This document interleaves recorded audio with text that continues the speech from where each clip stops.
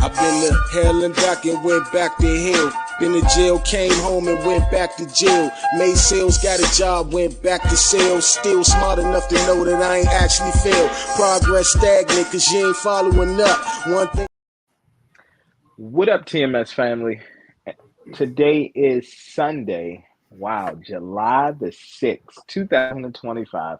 Here on the 2 Month Show, it's always real talk by real people. And I'm your host, MT. And what did I miss? Mr. Jones, aka Sam Jones. The Mr. come first because you gotta respect me. And to the right of me. Hey everybody, it's Jazzy. JR is around here somewhere. He'll be with us in a second. All right. Hey, y'all, we, on a little bit of a hiatus. All good. Yeah, it's been a minute. Definitely been a minute. Break. Exactly. But we got a action-packed show for you all today, and let's tackle some of the topics and everything. Y'all heard I touched on it. Drake doing a promotion for his upcoming album Iceman, and he dropped a track called What Did I Miss? So it's mixed reviews on that, but we're going to talk about it. But first, let's talk about the Diddy trial and how he was found not guilty on 4 out of the 5 counts that were brought up against him. So what did y'all think about the verdict? So basically to give everybody, I guess, what he was found guilty of and what he was not found guilty of.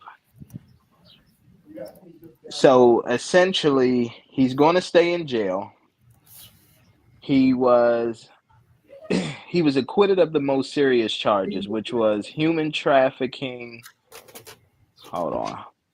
I think I got it right here.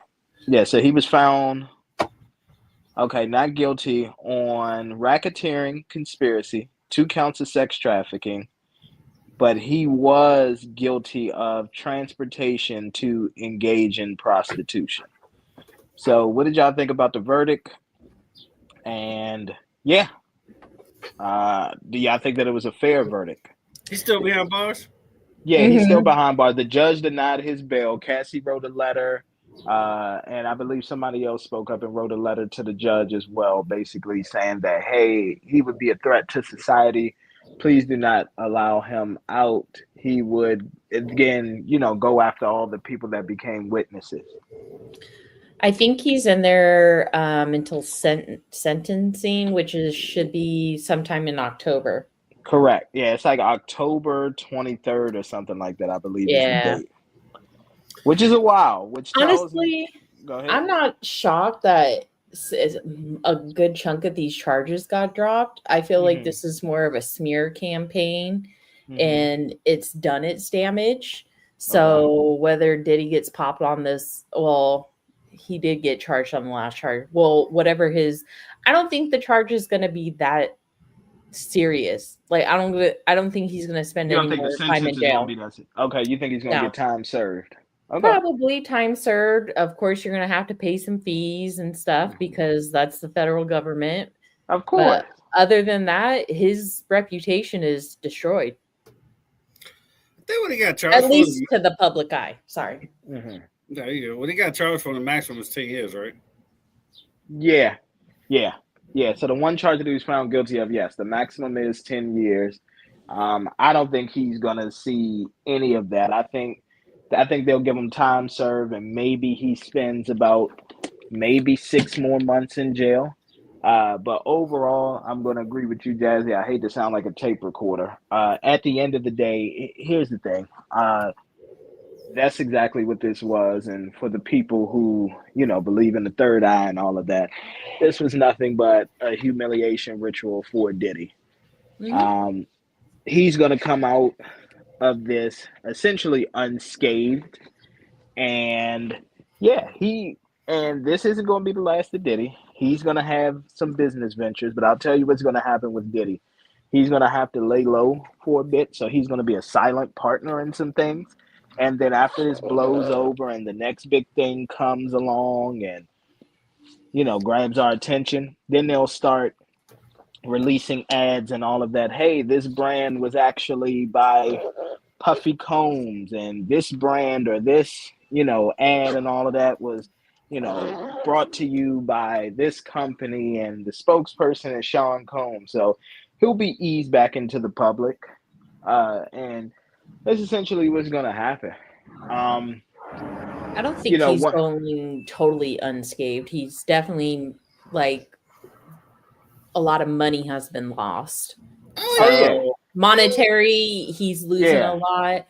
Mm-hmm. Maybe I wouldn't say like, I think the people who still fuck with Diddy are going to continue to fuck with Diddy. Of course. But that's more of like you were scrutinized in the public eye. So it's going to be really hard. Like you were saying, you're going to have to lay low for a while. Mm-hmm. Because all eyes are going to be on you and whatever moves that you make and everything that you do. So exactly. Here's the thing. Saying that Club Live in Miami is being, one of their parties being hosted by Diddy, you're not going to hear that for a long time. No. You're not going to hear Dre's nightclub with Diddy or, somebody like that. Exactly. You're not going to hear any of that for a while. His son, because I know his son went to DC and was performing some trash ass song after his verdict and all that was released. So it is what it is with that. His son, who basically looks just like him, Diddy. So he went and started performing. But other than that, I mean, I'll be honest, how can I put this?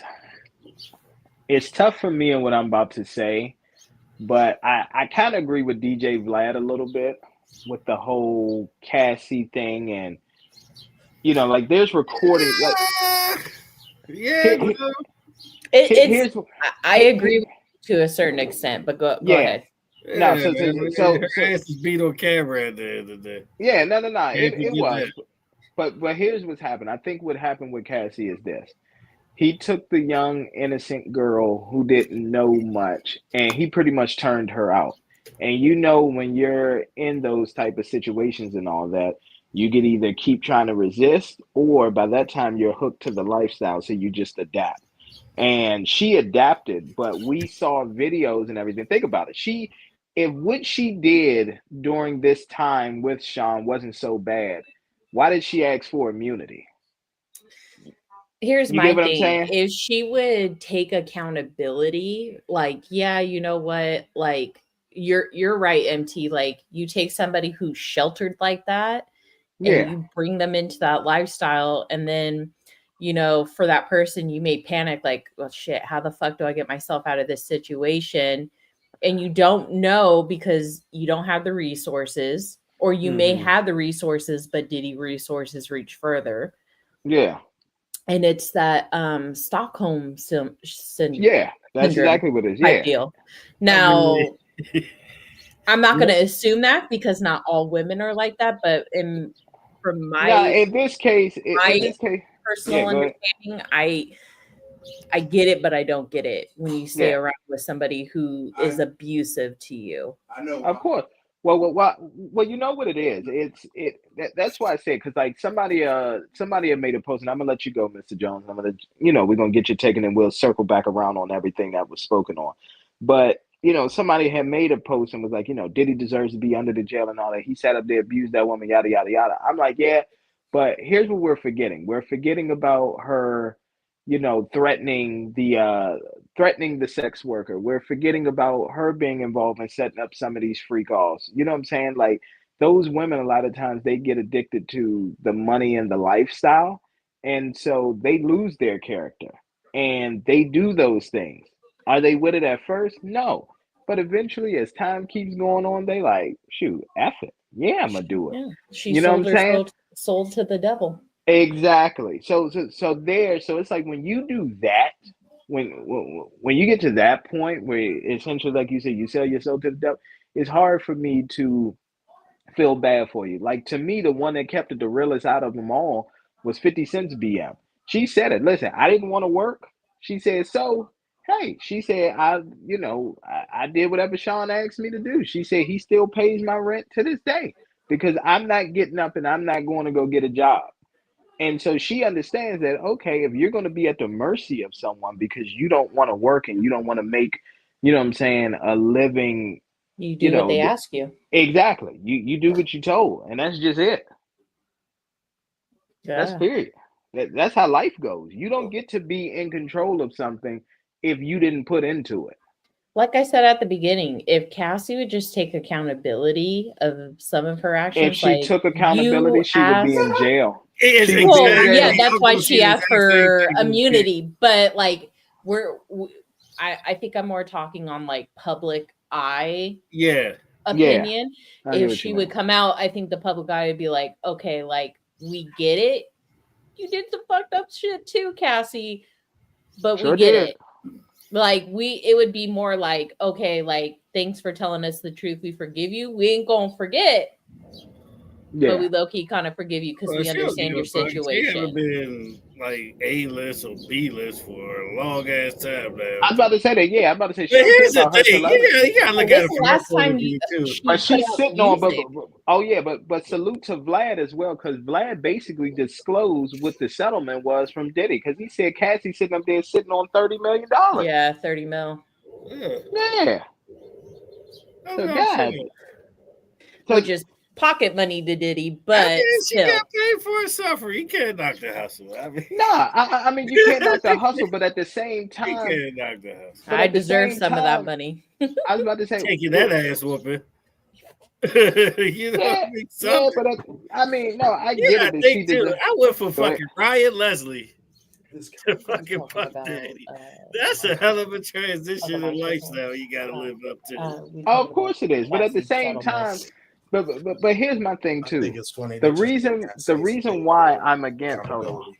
hold on. The reason why I'm against this whole thing of, like you said, Mr. Jones, is she went through this and that. Bro, do you know how many women are in abusive relationships? Yeah. So you're telling me now all these women are We entitled all to probably know one compensation? that's in We there. all entitled to a compensation. Call JGG when wears. Yeah, okay, sure.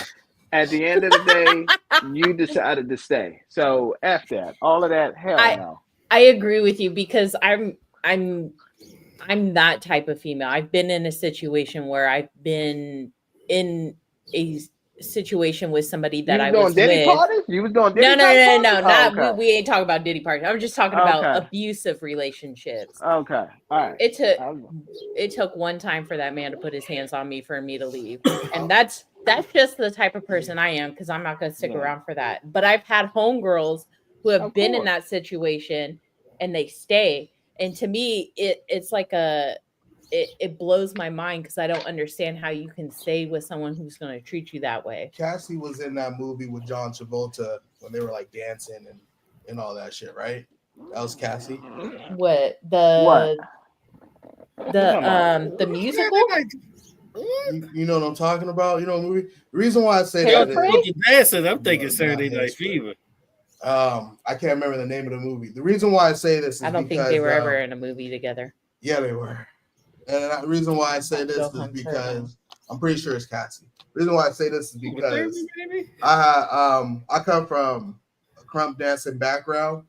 Crump dance took over a lot of the dancing industry. She's in well, I don't think it's John Travolta, but she's in a movie called Step Up 2, The Streets. So she was in that. She's in Honey 3. Perfect. Honey.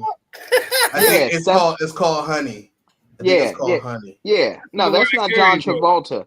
That is Kenny Wormald. That is not John Travolta. Apparently she appeared in that film From Paris with Love.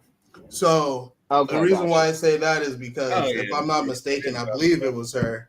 And I had a buddy who ended up choreographing for that movie. Okay. And they ended up dating for a short period of time. And it was a big deal because we was like, damn, this nigga actually pulled. But when you know who he is, he created a whole genre of dancing and is like, and now, but I say this to say, he has always been a Christian, Bible thumping, borderline cult type of guy. Okay. And in today's time, Cassie ended up in this situation with Diddy, and he ended up being signed to some type of Christian cultic entertainment company that pretty much just makes him do hella videos for social media. They have creative control over everything. So I say all this to say some people just kind of are easily controlled and manipulated. And that's one of the things that kicked in my head, because I'm like, you know, they both kind of went down their own separate destinies of being that type of minded, easily controlled and manipulated. Agreed. And that's my thing too. Like, that's why I say, like, it's harder for me. So here's the thing, right? Obviously, like, I'm slowly becoming a giver, but in life, you know that we have to have balance. There's yin and yang. There are givers and there are takers. Yep. At the end of the day, as a person who is on that other spectrum, that taker mentality of, listen, you need to go ahead and get yours, and then you can take care of the people close to you, and then worry about the other people after that. Right. It's just hard for me to empathize and feel sorry. Like I said, he did take her away. But we saw the text messages. We heard the voicemail of her threatening, and you know what I'm saying? So that kind of stuff, when I hear that, yeah, some of it is Stockholm syndrome, and then part of it, that might just been deep down in like who she was. Like, we don't know much about her upbringing. Yeah. We don't know what she went through as a child. We don't know what was created, because usually that's the thing too. When givers and takers get together, the taker is normally able to bring out something that giver didn't know that they had in them. Like a hidden personality trait. Yeah, exactly. I think trauma will do that to you as well. And like you said, we don't know Cassie's upbringing, so we don't know what underlying childhood trauma that she's bringing into that relationship, but I don't know. Like you said, it makes it hard when we see the text messages, we hear the phone calls. So yeah, because it's like, damn, girl, like, we want to be on your side because we saw the video, but she did love that nigga too. Of course she did. Oh yeah. Yeah, she wouldn't have stayed around long enough if she didn't. Listen, even after all of that would happen, right? Even after all of that happened, they said she was laying in the bed, texting the husband, laying in the bed with Diddy. Oh, afterwards. Yeah. Oh shit. I thought when she got with her husband, that relationship was DONE. No. Damn, Cassie, you making it real hard for me to stand up for you, girl. Real hard. You see what I'm saying now? Like, come on. Like, I'm sorry that shit happened to you, Cassie, but fuck. Fuck that immunity. We need you to take some type of ownership. Yeah, you know what I'm saying? So it's just, it's one of them things. Huh? It's kind of just like, all right. You're also asking a woman to take accountability. Stop. Yeah, you know, did he use his power and all that? Of course he did. You act like I don't be taking. See, no. Now I'm about to turn into an argument over here. That's why you see I held her hand. I said, well, you asking a woman to take accountability. But I had to get hand control before I said it, you know? Well, I would have saw GD on the screen. All right. Well, that's something else that he has said. Okay. Hey, one last thing though before we continue. For a case of this magnitude, didn't it seem unusually long? No, it's not that long. I mean, short. Short. Yeah. I mean, short. That's what happens when you got videotapes and receipts of everything. Here's the thing. The feds have been building that case for months, if not years. That's why they could just go in and be like, here's your search warrant. Get the fuck out of my way. I'm going to find what I came in here to look for. Yeah, it was kind of over before the trial started, though. Once they made that first evidence admissible, it was over back then. And Cassie wasn't the star. We just had to go through the, motions going to be. No, because of the dirt shit she did. Yeah, they couldn't make her the star witness. Wasn't the perfect witness. And they couldn't make her the perfect witness. The case off of her, just like they based the White case off I think if there was no evidence of Cassie really, like, I wouldn't say participating, but like the shit that's making people be like, girl. That's what we saying. She's not the perfect witness. She I got too much think on her. Diddy would probably be underneath the jail right now if she was innocent, but she's yes, not. That's what I'm saying. That's but since she isn't, that's why Diddy got 4 out of the 5 charges dropped. I'm still keeping you in jail because I'm denying your bond. And the only charge that I got is taking my girl to go get some fucking dick. Exactly. Which again, exactly. Which and you know, and I don't know how true this is. Exactly. Thank you for putting it in those terms because that's basically what it was. Yeah. I wanted to have my own, you know, Brazzers or West Coast Productions and all of that. So this is what I did. We just didn't film it. But I was sitting up there watching it live action. And that's his first mistake. If he would have filmed all of this stuff, he could have said he was making porn. Yeah. That's the biggest, we all know that's the biggest loophole to. Well, here's the thing, too. Yeah, but then you got to get people to sign off on that shit. That's true, but I'm going to say this, too, though. He does have tapes, and allegedly, you know, they said he's up there like Epstein level with the blackmail. Yeah, like having stuff on people. That's why the trial is short. That's why he's walking. That's why Usher don't fuck with Diddy. That's why there was no more witnesses and people who came out and tried to think of all the people that were involved with Diddy's parties, and nobody came out and said nothing. True. And let me ask y'all this. Problems. Yep. And here's the thing too. Let me ask y'all this. So I got 2 questions. One, you know, the internet and everything is getting on Kid Cudi, saying that he's a snitch and all that kind of stuff. How do y'all feel about that?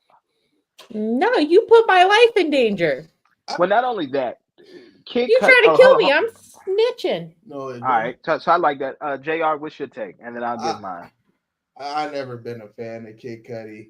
When you make a song that gets you high off of weed or gets you rich about weed, and then you come out and say that you no longer smoke weed, it to me, that serves a character problem. That's just me personally. So I never really fucked with him. So if he goes and does some shit like this, it's not, to me, in my mindset, it's not outside his bag or his realm. Okay.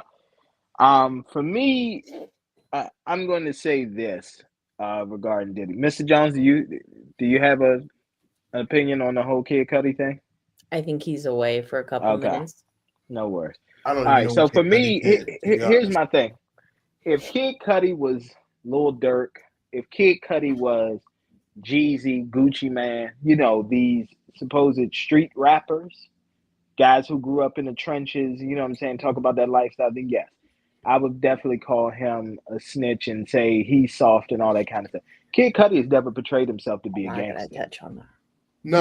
No, he's been that stoner token black kid. Exactly. So for me, him doing that, I mean, it is what it is. Like you said, the man literally blew up your car. Okay, so yes, I want to see you behind bars. Yes, I want to see you do time and things like that. Because at the end of the day, other than, you know, obviously, yes, he's a musical artist, but he's never portrayed himself to be in that light. So you can't hold him to that same standard. Exactly. You just can't. He's one of them kids that went to like art school and graduated. Right. Like he's one of them black kids. Like, but if it he got a little bit of hood in him, of course, because of who he is. But he's not gangster by any means. That's what I'm saying. And he's not of that lifestyle. He never said, "Hey, I'm a drug dealer, I'm a killer, I'm this and that." He's never portrayed himself to be that. Most of his music, like you said, has been stoner or talking about depression, mental health, that kind of stuff. That's what he's been on. So for people to try to hold him to that whole gangster rap image standard, I can't rock with that. That's because back when we were growing up, you didn't even mess with that kid. That kid got the pass. That kid, you say, "Oh, what's up, man?" What he probably watching some anime and niggas don't even know what the fuck is going on. So exactly, you don't get. Exactly. Sorry to cut you off, but to add on to what you're saying, you don't get brownie points for going and beating him up. That means nothing for your reputation. If anything, that makes you softer. Yeah, you're supposed to give him the pass and low key protect him from Didn't that. he testify that Diddy also broke into his house and opened up all his Christmas presents and did something to his dog? Yeah, Diddy's diabolical. Yeah, the dog had trauma. Not the dog. I think he probably kicked the shit out of that dog. He probably did. He did something to the dog. Yeah, Diddy, he probably. Well, I'm gonna tell you right now, in the eyes of white people, they probably want to put Diddy in jail for 5 years just because of what he did allegedly did to the dog. Probably. Shit, they still fucking getting on Michael Vick's ass. Is like exactly. Like stop. The man did his time. Yeah, that's for the rest of his life, Michael Vick. What'd you say, Mr. Jones? Yeah. I said that Michael Vick shit the rest of his life. Oh yeah, of course. Diddy, this is the rest of his life. Rest of his kid's life. Yep. Like his kid not gonna be able to show his face without. Oh, who's your dad, Diddy? Come on, Apple. He gonna have podcasts and interviews and stuff like that. Oh, of course. Of course he would. Like no jumper interview. Why wouldn't I make of course, but I mean, you already know after this, you know in about a year or two, Gail King gonna want to speak to him. Is she still alive? Gail King? Yes. Fucking Gail. Remember the R. Kelly interview? That's legendary. I've been watching Gail. That's a GOAT interview. That's crazy. Yeah, that's legendary. That is pop culture history interview. I wish it was uncut though. Oh man, it's already great cut. The Gail on R. Kelly. Nah, what did I do to have like the B-roll of that shit? Oh man. Oh man. Oh man. I hate going down this path every time with the dude because like he deserved that shit, but at the same time, did he really deserve that shit? The only reason why he deserved that shit is because he was fucking around with underage girls. Yeah, that's why. Ain't no way around that. Yeah, if he wasn't touching them underage girls, nobody would have cared. But when he actually went just a freak. You know, what he actually went to jail for, though, with the parents letting him stay over the crib and all of that. Hey, but we saw the video and everybody chose to ignore it, too. We was like, it could be R. Kelly. Pretty sure it's R. Kelly. But we're not 100% sure that shit was shot in that shit was shot in 420p. So, yes, it was definitely grainy. Off a damn Intellect box, okay? And was that R. Kelly video with the underage girl, or was it with the? It was the one he peed on her. Yeah. So then that's crazy. Which is crazy because everyone was sharing it, so we were all sharing kitty porn. This is what I was just getting to. So that's crazy. Hey! You gotta be careful saying that on here. Kitty corn. Kitty corn. There you go. Yeah. There we go. That was crazy though. Like, how did they get away with the? Letting that be spread like wildfire on the internet? Because back then, here's the thing. You got to remember the time we was. I was about to say that. Yeah, the times like a lot of stuff was allowed. Like remember back on Family Feud, the host used to go down the line and kiss the women on their lips. Mm-hmm. Yeah. But see, when that R. Kelly stuff with the video came out, we were in that weird transition of like, this shit's not okay. Like when everything started, when I think that's the transition when everything started to become PC, but it wasn't a bunch of us that we were still in that time. I was about to say that being like, it's evidence.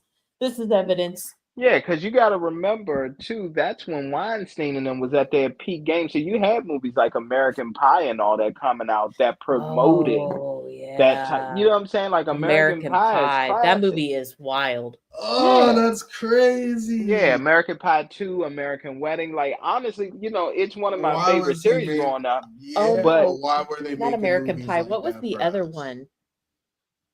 Which one? Revenge of the Nerds? Which one? No, it was about a young girl and I think the dad, and she was in love with the dad. It was like American Me. No, oh God, American Psycho. No, it wasn't. Damn, hold on. It's got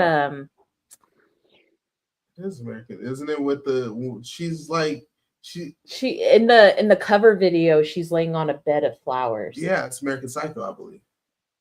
American Psycho has because Christian American Bale Psycho. in it. I'm about to say, and then even part 2 of American Psycho, which was No, a it's woman, got, she's holding a knife to Is her. it American Me? Not Kevin Costner, but No, it's not American Me, because that, I'll tell you right now, American Me is something American completely Psycho. different, sir. That's some jail shit right there. That was another thing that convinced me I don't want to go to jail. American Me? Yeah. I know what movie you're talking about, though. With the butterfly knife, and they put his face in the rice. I mean, shit, Juvie was terrible too. Yeah. No, that's not it. Damn, it's got that one dude. He just got in trouble for sexual harassment too. What's y'all talking about? I'm trying to remember this movie. We talking about how the culture of well, we were talking about the R. Kelly video. Culture. We were talking about grape culture and the movies that have come out. Culture or creep culture. I'm trying to remember this movie of this. I think the girl was in love with her friend's dad or whatever. And the dude was like weird. He would like take videos. And I can picture the actors. American Beauty, right? Yes. Yes, American Beauty. That's I'm a movie guy. Yeah, I was about to say that. That's all you gotta do is ask Mr. Jones. And I'll tell you right now, like another thing, what was another one? And I can't believe that starred Kevin Spacey. We know how Kevin Spacey was freaking. Exactly. That's why I was like, he just got in trouble for sexual harassment recently. Yeah, it was worse than that, but I was about to say no, it was definitely worse. But Kevin Spacey messing around with little boys though. It wasn't girls, it was boys. He had a great show. He had a great show on Netflix. He fucked up too. He sure did. The House of Cards, right? Yes, House of Cards. Yeah. He fucked that and up. then here was another little creep movie, Babysitters with John Leguizamo. I'm surprised he even took that role. That nigga must have been starving. John Leguizamo? Huh? John Leguizamo? Yeah. Was it mid-90s? Hold on, I'll tell you the year it came out. Yeah, it's called Babysitter. So basically, he made a lot of bad movies from like Carlito's Way to like early 2000s. Nah, this came out in 2007, so this would have been that American Pie era and all of that kind of stuff. That's why he was able to get away with it. Wow. You think he'd been this like gangster roller? You know, he's doing little gangster moves again. Nah, he was creeped out. So essentially, just to give y'all a snapshot, and here's the thing too. A lot of times with these movies too, these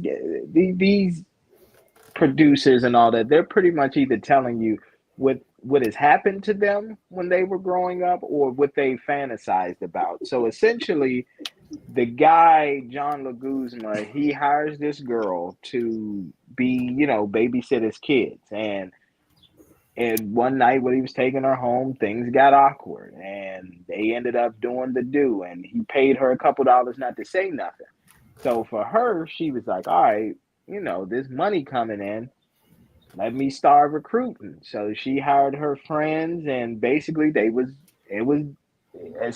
Diddy parties. Like all the dads and all that would call and set up the babysitter thing, take the wife out after they got the wife home, take them and go do the do, and then pay them some money.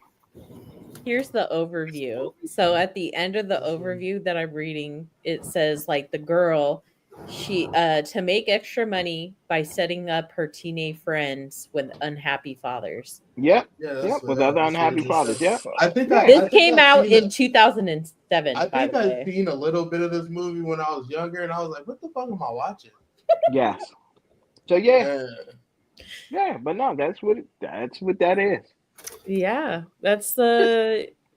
So it's like they off day 13 shit. Remember that movie 13? Yes, that's exactly. Yeah. I remember that movie. 13. It was another one. So it was 13. What was the one? It was actually based on a true story. Bully. Yeah, Bully.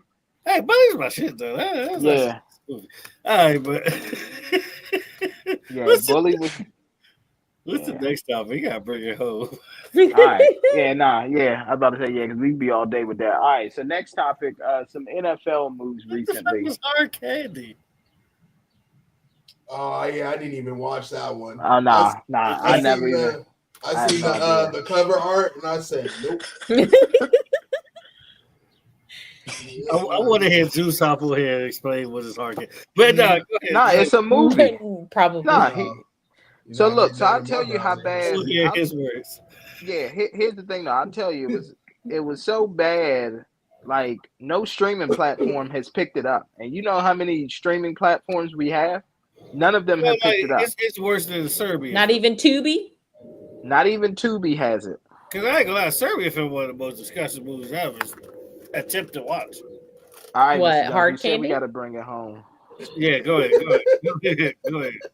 I was about to say to the NFL. Okay, to the NFL. Yeah, no. So NFL moves that have been made recently.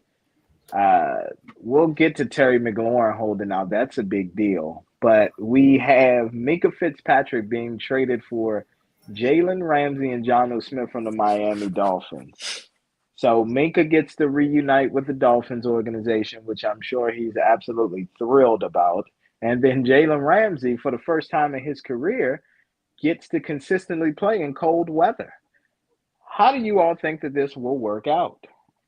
Is there a winner in this trade? Is there a loser? No, I still think the Steelers are going to go 9-6. Well, 9 and no, 9-8, 9-8, 9-8. Sorry, 9-8. I believe Pittsburgh won this trade. Me personally, I look at it like Jalen Ramsey, Darius Slay, they can help, mentor Joey Porter out of Penn State. He's 23. They can make him into something. And it's just like, honestly, Minkah Fitzpatrick, you are a top dog on defense, but at the same time, you're a safety. I don't think in today's NFL, safeties are as valued as safeties was in the early or mid 2000s even. Like, Minkah Fitzpatrick, he's really good, but are we looking at him like an Ed Reed or Troy Polamalu? Are we looking at him like anything? No. So it's like, okay, yeah, we can get rid of this nigga. I'm not tripping.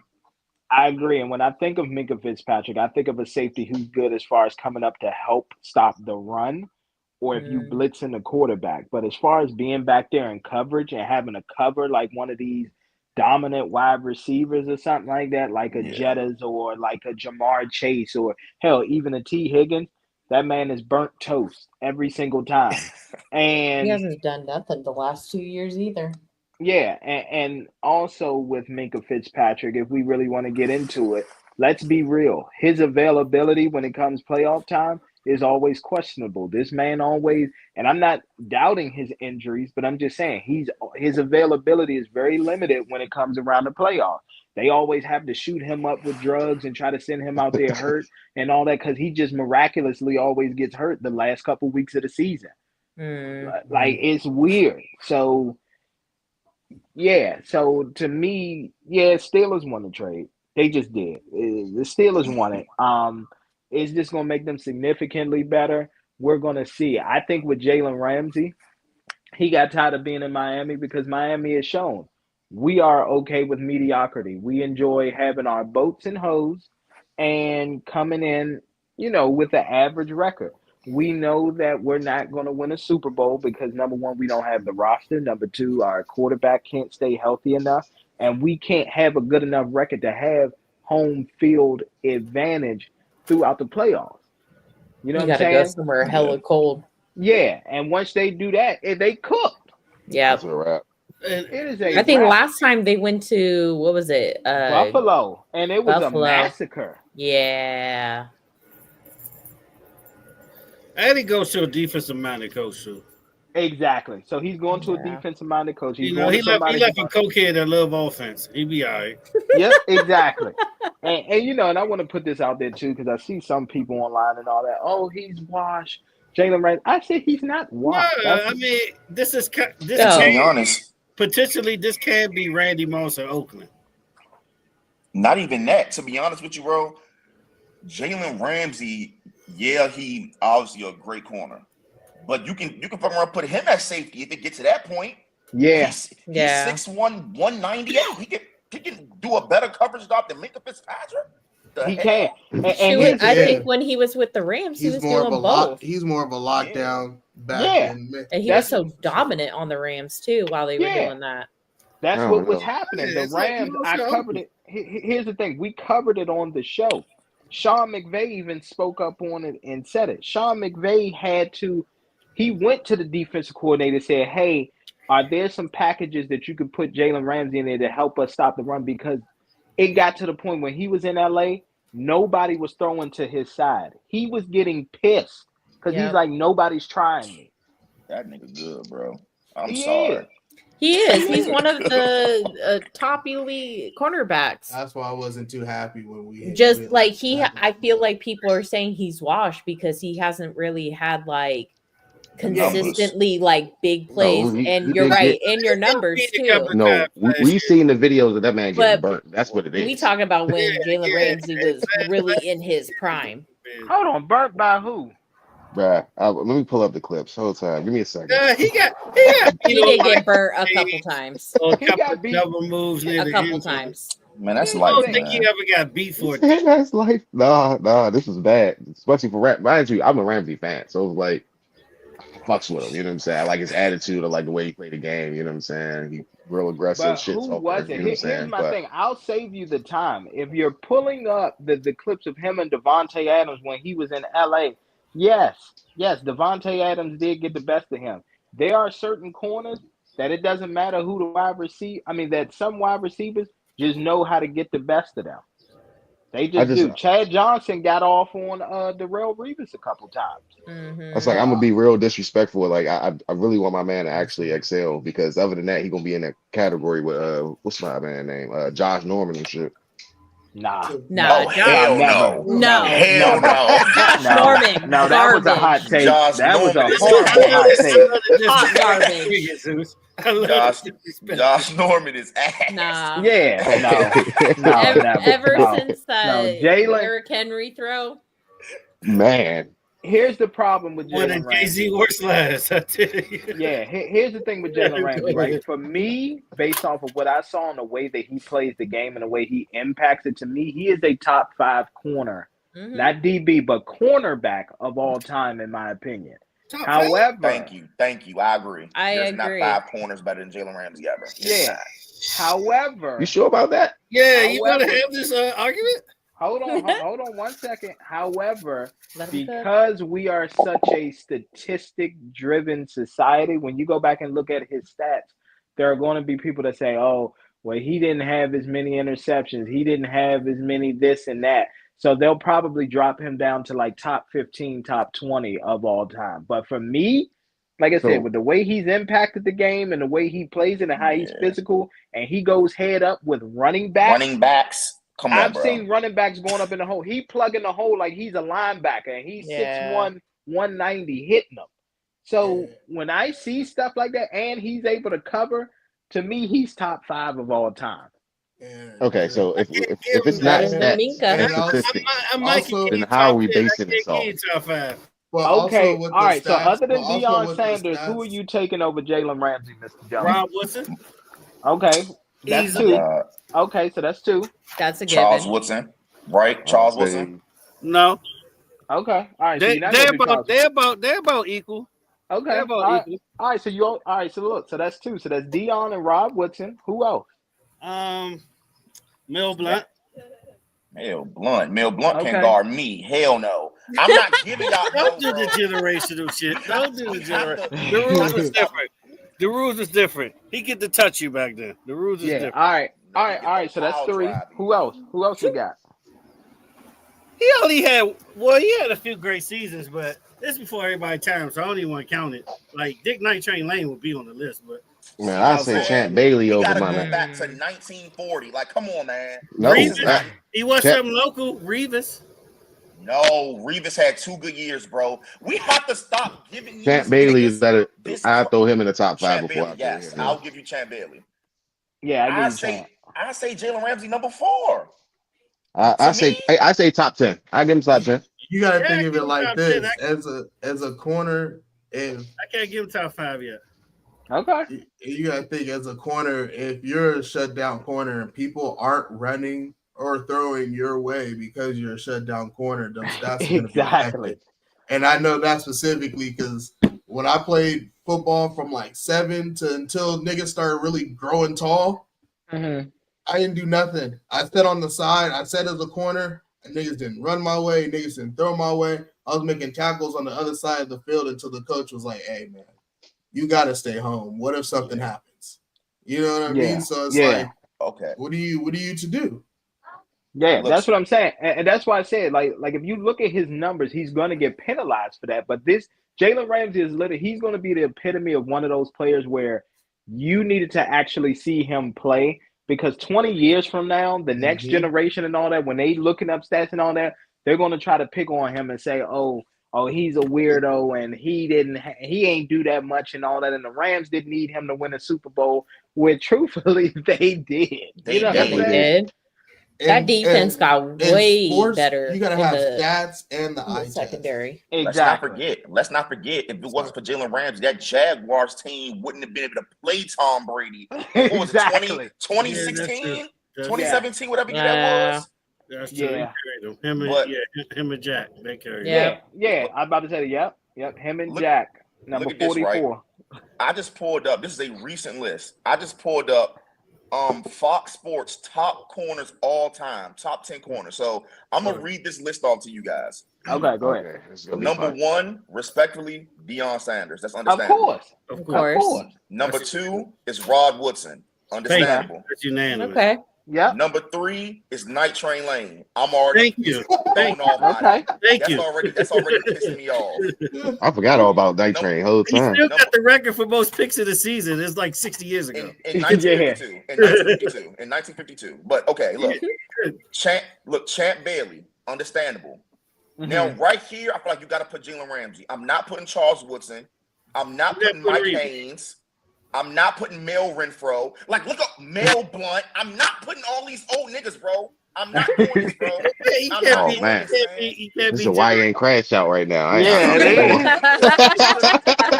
Because this is like, not to get too off topic, this is like when I hear top 10 NBA lists and I hear Kareem Abdul-Jabbar and Bill Russell and Kobe Bryant. Yes.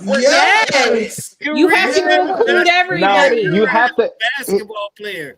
I was about to say, he high school. He never lost in college. I was about to say that. Here's the thing, Lil B. I get what you're saying, but you gotta pay. I was about to say you gotta pay homage to those individuals because they were pioneers of the game, and if it wasn't for a lot of them, they wouldn't have allowed for the game to evolve to the way that it is today. You wouldn't have a Deion Sanders. You wouldn't have a Jalen Ramsey. You wouldn't have exactly. Yeah, because Jalen will tell you. Yeah, because here's the thing. Deion started mentoring Jalen Ramsey once he went to Florida State. And then Jalen even said it. He like, look, I look up to Prime and all that, but I want to be better than him because he said one of the aspects of his career, of Prime's career, was Prime wasn't that physical. But that's because Prime said, look, I wanted to play for a long time. But Jalen Ramsey said, I'm going to add the physical part to my game. Like, I love the tackle. He is physical. So Cody doing pretty much. Yeah. But I'll tell you right now, though, this year, this going to test this Hall of Fame legacy right here. This nigga got Zay Flowers twice a year. He got Jamar Chase twice a year. I'm gonna be completely honest. Stop the RPO. Look, don't let Joe Burrow let Jamar Chase take a ball 80 yards down the field and you can be good. Trust me. How do you stop Joe Burrow not gonna do nothing. Joe Burrow not gonna do nothing. That defensive line has to disrupt How do you stop the RPO? I have no idea. Just don't let you can't stop the RPO in today's time. And I'm gonna tell you another. And I'm gonna tell you another thing too. That I can't wait for that first Monday night showdown because that's when, like I said, we're going to see because Jamar Chase does motion too. So Jamar Chase line up in that slot and Jalen Ramsey is on him. I can already see an RPO quick slant to Jamar Chase. and if Jalen Ramsey is not in the right position, Chase he gone. About 40. Yeah, he's going to get about 40 yards. Man, RPO causes everybody to have to sit at home. Everybody has to sit. Yeah. And if everybody sits, then I'm still going to gain 2-3 yards, 3-4 yards off of my decision. So if you sit, I'm still moving the ball. So it's like, unless you can... Damned if you do and damned if you don't. Yeah, you have to be able to fire off of that. If he keeps the ball or And now they're doing he keeping the ball handed off, he can pass it. What the fuck? But I'm gonna be honest with you though. RPO too. I'm gonna tell you, RPO is mainly successful like when you have like a great running back. Who's the Bengals running back? Who? Chase Brown? Yeah, you got to have a run threat. Yeah, if we don't believe you're gonna hand that ball off, he's not trash, but at the same time, he one of them niggas. I'd be like, man, he'll pick up those 2 to 3 yards. You like that Dowdle nigga, that Dowdy nigga y'all got, whatever his name is. But then, I would sit up there. They pick up Rico. We don't have him no more. So here's what I'd say. Look, if I'm the defensive coordinator, I'd say, listen, man, we're not gonna let Jamar Chase and T. Higgins beat us. I don't care about Rico Dowdle getting 3 to 4 yards in, and we know Joe Burrow's gonna have to throw the ball. So Rico, I can't see the whole Dowdle. Yeah, we know he's gonna be self-checked. But that's what messes up. That's what makes the RPO so dangerous. Okay, let him get his 3 to 4. If he's getting 3 to 4, I only got to go 10 yards. And if I'm RPOing 2 out of the 3 downs, and I can mix it up, Ramshambo, you don't know which way I'm going, run passer, it becomes a problem. Yeah, but here's the thing, though. You know, Cincinnati gets pass happy. I'll tell you the 3 most dangerous teams for the RPO, and I'm sure you all are probably going to be able to anticipate and be like, yeah, you're right. The number one team, Philadelphia Eagles, when they do the RPO, by far an Achilles heel to everybody in the league because of why Jalen Hurts is a running threat, Saquon Barkley. Or I can throw it over the top to big physical A.J. Brown, or I can hit Smitty on a deep post that I know he's going to get behind the safety. Yeah. Secondly, the Baltimore Ravens. Why? Because Lamar Jackson has the speed where if he needed the house of one for 80 yards, he could. Or we got big-ass Derrick Henry that's going to stiff-arm people and do what he do. Or I'm going to throw the ball to either Andrews or Flowers or, you know what I'm saying, something like that. Yeah. And then thirdly is the Buffalo Bills because Josh Allen is not somebody that you want to tackle in the open field because of how big he is. Once they get... And he jumps.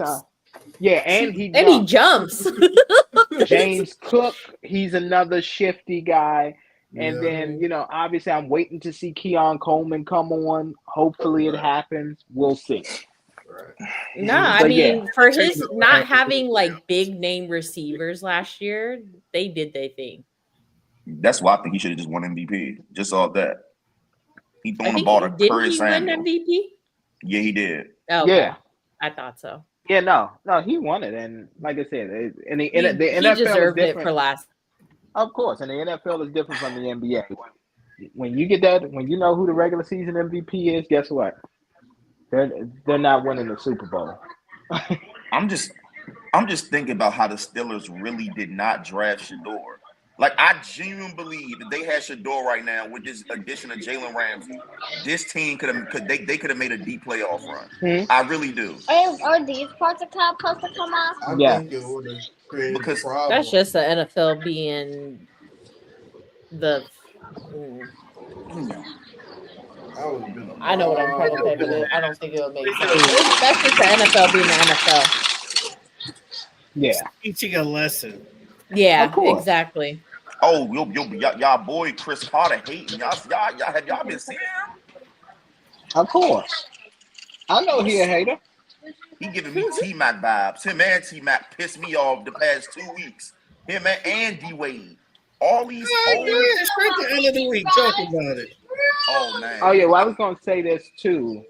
And we'll get to that in a second. But let's go ahead. You know what I want to talk about as well? Let's talk about how Asante Samuel is essentially damaging his son from getting another job in the NFL. We keep running his mouth, picking on everybody. His first statement saying that he was a better corner than Deion Sanders, he was on crack for that. Now he going after Chris Carter. And I'm like, bruh, Chris Carter is basically like media royalty. Like, yes, he talking about, like, and here's the thing, too, is one of those where, like, he said something completely dumb, and I was like, what the fuck? He was like, yeah, you know, Chris Carter had sure hands, and he was a great route runner, but other than that, what makes him a great receiver? I'm like, nigga, those are, like, one of the main 2 components that you want to have. Great hands. Yes. and a good route runner. Was he was two of the best of them. Like, what are you talking not about? making That's no like sense. saying about. That's like Not saying making no for a sense. basketball player, that's like saying for a point guard, well, he had great vision where he could pass and he was a good scorer. But what else made him a good point guard? What? He could only really score when we needed it. He had great vision to get him to pass the ball very well. But yeah, it was great. What are you talking about?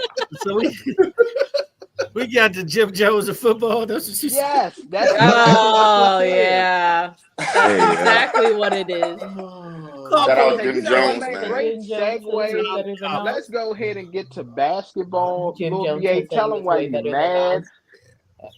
Yeah. Say one more time. I said, Lil BA, tell them why you mad or who you mad at in basketball. Who was you saying you was pissed off with? It's a lot of basketball. Just y'all, man. Listen, I don't know what I want to start with first. I could start with the WNBA still hating on Caitlin Clark.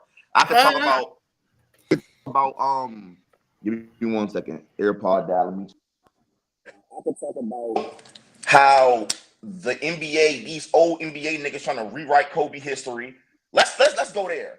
Let's go there. Oh yeah, that's definitely an L. I was hearing about that. Allen crashed out. Let's talk about that. Respectfully, it's three celebrities that I just don't take no disrespect. Like I'm just not even gonna play those games. Number one is Kobe Bryant. Let's get we're not doing it. T-Mac, I get it. There probably was conversations. I was just born. So in 2002, there was times where people probably said, "Oh, he's better than Kobe." Yeah, it was an argument. I can speak that firsthand because I used to always be on Kobe's side when it came to that. Because T-Mac ain't play defense like Kobe did at all. Yeah, and it's not even close. In my opinion, if you replace Kobe with T-Mac in 2002 or in any of those years, they probably would have won one. But I bet you wouldn't have three-peated. I bet you wouldn't have three-peated with T-Mac. I know that. Of course not. Of course not. Yeah, the Sixers probably be the only one that went. Yeah. And here's the thing, and we're not gonna sit up here. Let's keep it real. They gotta be Portland. Yeah. Yes, too. I was about to say that, brother. And that was the height of Portland, bro. You had Bonzi Wells, Damon Stoudemire, Rasheed Wallace. Like, come on, bro. Come on, man. Actually snapped the damn ball. David Stoudemire was serviceable. Exactly. Then I'm seeing D Wade. I almost said something. All right, I'm sorry. Then you got D Wade sitting on his podcast, whatever he was on, talking about something. I'm not gonna lie. And when you was watching those 09 and 2010 finals, you really could even tell Kobe was playing bad. To be honest, a lot of us were saying Pau Gasol should have won Finals MVP. Nigga, nobody was saying that. That is true. Nobody said Pau Gasol. We all thought Pau Gasol was soft. We was mad. Can we talk about how Kobe changed how Pau Gasol was viewed? Because now Kobe really got niggas thinking Pau Gasol. Don't get me wrong. He was a one-time All-Star nigga. He's never was All-NBA first, second, or third. Kobe really had us believing Pau Gasol was some back to the basket. No, because Pau Gasol was nice. He can go between the legs.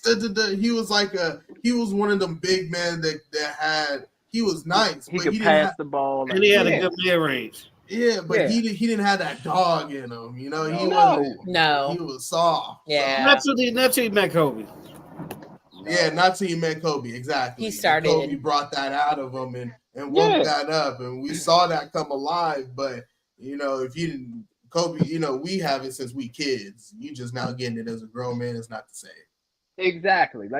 That's what I'm saying. And I agree with you, little bro. Like the disrespect, they got to stop, because these were the same individuals that was talking about, hey, we should redo the logo, once Kobe had passed, and we should redo the logo and make it Kobe Bryant and all that kind of stuff. Make that the NBA logo. And I'm just sitting here, I'm like, bro, why is all this switch up and why is all this hate? Like, at the end of the day, even Gilbert because it's the agenda. Wouldn't say that if Kobe was so alive. It's the agenda that's led by ESPN. Because you got to remember, when he passed away, he pretty much said, ESPN's full of talking heads that don't know anything about basketball. That's true. Not only that, so it's a personal agenda. Because I know exactly what he's talking about. I think it was on First Take this week. It popped up in my algorithm. I don't know why. I don't even watch it yesterday. I only watched one show, Pod the Interruption. That's the only show I still watch. But okay, they mentioned something on there about top 5 scorers since the 90s, since 1990, and like nobody had Kobe in their top 5. Oh my god, which is just insane. Wow. What? Since 1990. Yeah, like come on, bro. If Kobe Like, ain't 1 or 2, you done bumped your motherfucking head. Exactly. Like, come on, bro. Like, why are they trying to erase Kobe? That man scored 80 kids. Because here's the thing. Because what they found out, because not only I'm gonna add to what you said, Mr. Jones. Not only did he go on ESPN, Kobe started getting upset with the way he saw the NBA transitioning, with everybody just being that, you know what I'm saying, coming off a screen and shoot threes and all that. Remember, people forget Kobe had y'all favorite basketball players now with Devin Booker on him at the Mamba Academy. He held his own to teach them the game of basketball and the fundamentals and stuff like that. And the NBA didn't like that. All the young guys and all of the y'all see now that y'all love, Kobe. I'm sorry, well, the older generation, but Kobe had them at his camp. He had the Kevin Durant, he had the Kyrie Irving, he had the Devin Bookers, he had Jason Tatum. All of them was at the Mamba Academy because he said, I'm getting sick. He said, I see the way that the game is going, and we need to change it, or else it's going to be trash basketball. Essentially, it's going to be unwatchable. That's what. I mean, that's how it was in the finals. Everybody just shooting threes. Well, it's circle. They not really break. You know, back in the day, they'd be like, "No, nigga, go over there and watch what this nigga do," because they know that this nigga's habits is when you see somebody creep, he creep, so that he needs him to creep so he can get the defense to shift and do this. They're not thinking like that no more. They just screen pass, run around the circle, screen pass, run around the circle, and if somebody's open, they take a shot. That's all it was. That's all it was. Now, I will say this with today's game, I think the issue is it doesn't take a lot of IQ to really be good at the game anymore. Exactly. If you have, like, great look at SGA. Yeah, if you have great athleticism, you can be an MVP. Yeah. And that's the thing. It's not that balance between IQ and athleticism. That's why a lot of people like consider the early 2000s like the best era of basketball because they had that perfect balance of that. Yep. You still had to, do shots off the elbow. And I will say this too. I know we skipped over the Washington team in football because we went to the NBA. It is what it is. But salute to the Wizards because they got Cam Whitmore. That was a good move for them. So Wizards, you know what I'm saying, they loaded up on some young talent. Am I saying they're going to the playoffs? Hell no. But will they upset some teams and all of that? Of course they will. It'll be some games during the year where you're going to sit there and be like, how the hell the Wizards win that game? Their ass going right back to the lottery. Yeah, I can see that. To the lottery you go. I don't think the Wizards going to be good until about a good Mystics going to be better than the 4 years. The Mystics going to be better than the Wizards this year. I agree with that. That's what I'm not going to agree with. Yeah, Mystics might go to playoffs. Yeah. I was about to say that, yeah. But and Lil BA, since we talking about NBA, and I'm gonna make this transition too. Here's another thing too, and like this is why the WNBA is hurting, and I'm gonna let Lil Bro take it. One side of why the WNBA continues to hurt, and they obviously like they're growing, but they can't grow rapidly, is they need to Adam Silver needs to step in and essentially talk to the networks and tell them, can we start covering more WNBA? Here we are having debates and all that about Kobe, and yes, he's a Hall of Famer. He's in my top 3 players of all time. However, the NBA season is over. We need to be focused on the WNBA. And here we are talking about Kobe. You know what I'm saying? Like, like it's some good basketball going on right now. Angel Reese out there 4 straight games with, you know what I'm saying, with at least 15. I like this transition. I don't know what got in there or what coach yelled at her in the past. Yeah, that's what I'm saying. Oh well, I think part of it too. What I heard on the broadcast when I was watching one of their games was the Chicago Sky coach basically said he was going with a new strategy, and he said everybody can be a point guard, is what he said. And if anybody knows Angel Reese and how she was at Maryland and even in high school, we know that Angel Reese used to bring the ball up. She was very Scottie Pippen-esque. She brought the ball up. She facilitated. She could shoot. She could rebound. She could play defense. She's truly the total package. We need that Angel Reese. You could be a baddie after the game or even before the game when you shooting and everything. That's what I'm saying. Honestly, I think Angel Reese is dealing with what Ben Simmons is dealing with. I don't even think at this point it's the skill issue from Angel Reese no more. I think it's mental. Yeah, no. I think I think mental. No, I think Yeah, she's doing it now though. I mean, unless she end up having a flop, but like she's been making like at least 50 over 50 PR, points, rebounds, assists. Like I think last she couple cared games. too much about what the public opinion is. This little piece of shit actually went. I'm I sorry. mean, Go ahead. that might be right though, because all the time, because the whole me bounce thing, like I mean, Right. yeah, it was a smart move, but that lets the world know that you kind of caught up in the attention. You know what I'm seen saying? it, you felt some way about it. Exactly. Is it mental, or was she just playing in her position that they wanted her to play? But now that they switched it up and said anybody can be point guard, now she's doing what she wants to do because she knows that's where she, like you said, that's her bread and butter. But for the love of the team, I had to play down low. That's a good one. I ain't gonna lie, that's a good one. But no, it's a lot of, she had a lot of pressure too. She had a lot of pressure, like a lot. Yeah, of it was pressure. Of course. I mean, she was literally supposed to be like the Magic to Caitlin's Bird. Yeah. Like it was supposed to be that type of impact. That's a lot to live up to. We about to see though, because if she's switching it up and she bringing it up, or she playing like you guys said that she's supposed to be playing, I think it's good. Yeah, and here's what I'll say. Unfortunately, they are 12th, but this is the WNBA. What is it, the top 8 teams go to the playoffs? Yeah. So it's 13 teams with the Valkyries going on now, and the Valkyries actually a 6 seed. The Fever are at 7. The number 1 team right now in the league is the Minnesota Lynx. Yeah, the Lynx. Balling.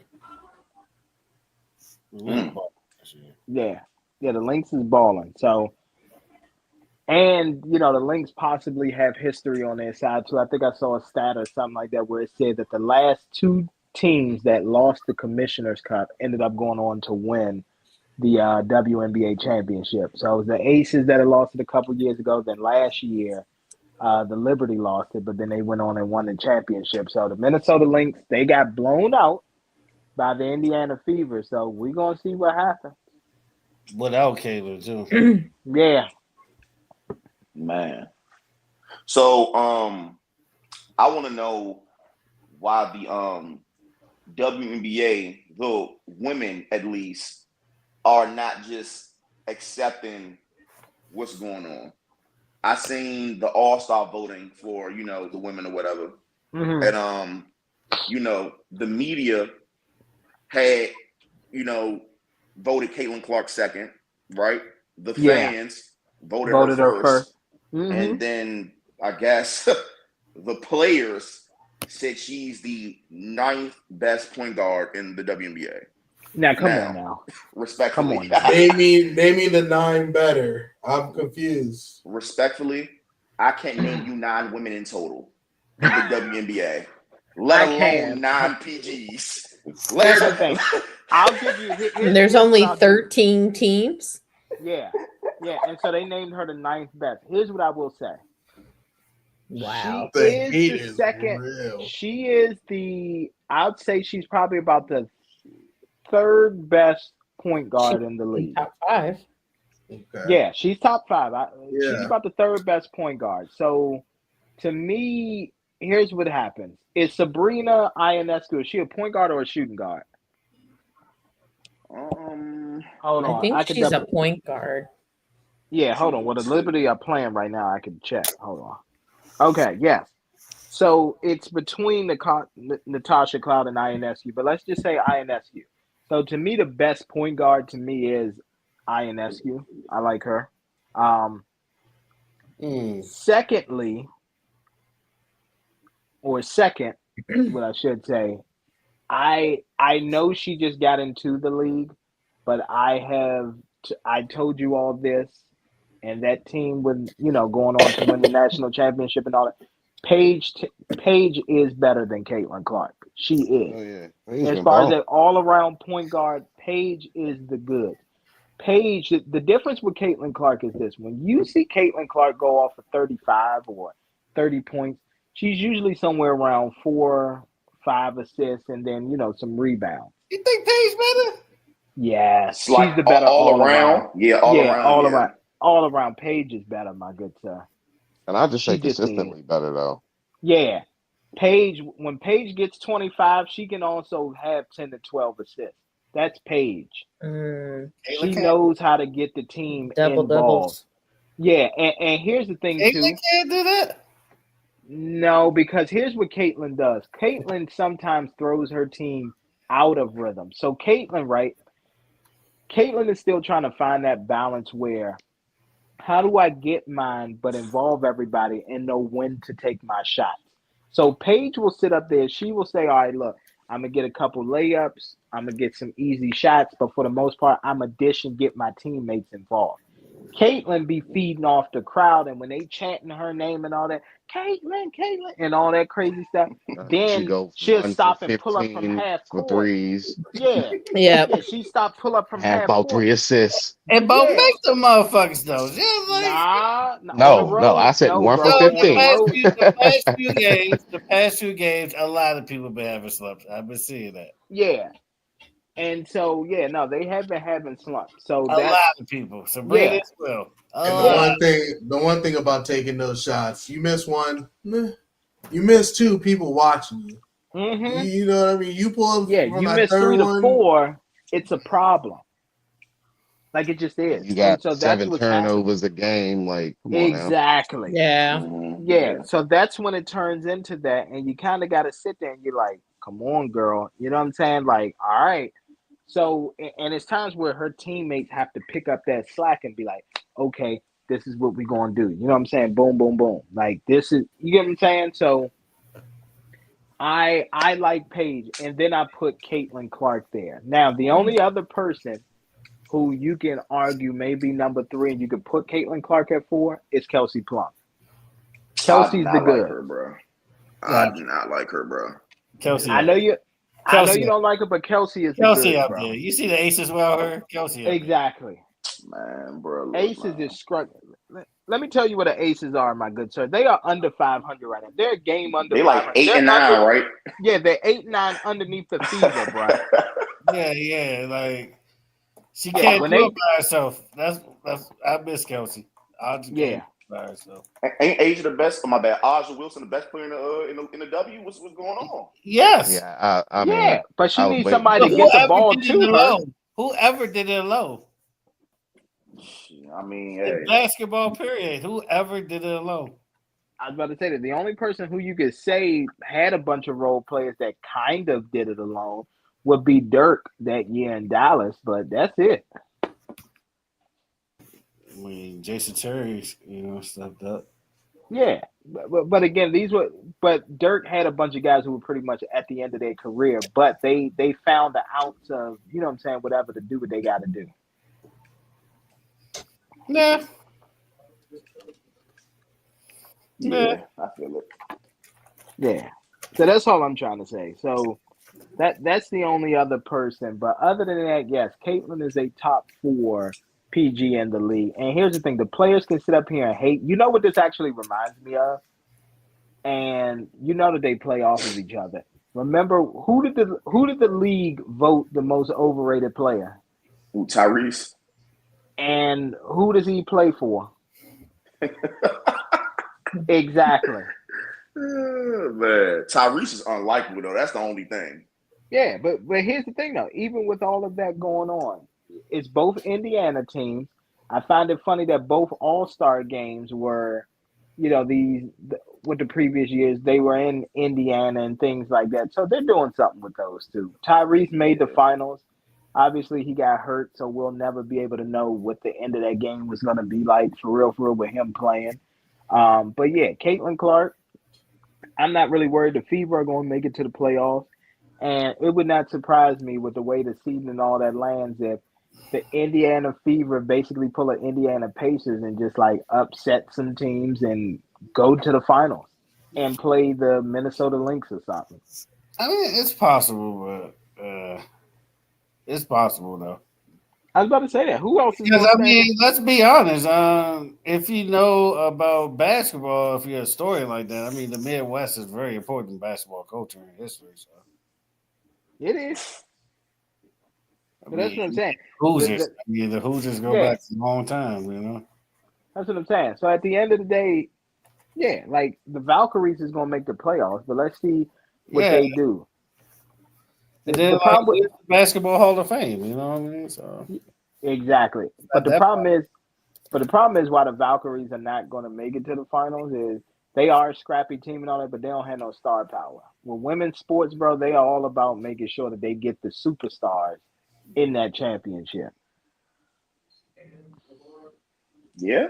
Because I'm going to tell you right now, Caitlin Clark in the finals, boy, them ratings going to be off the hook. I don't know, man. I don't think. Nah, not this year. Maybe next year. I mean, here's the thing. What I'll say about the Fever, they have the roster and they got the veterans. The main thing is, can Caitlin Clark stay healthy enough for them to build the right chemistry? Because they got all the pieces.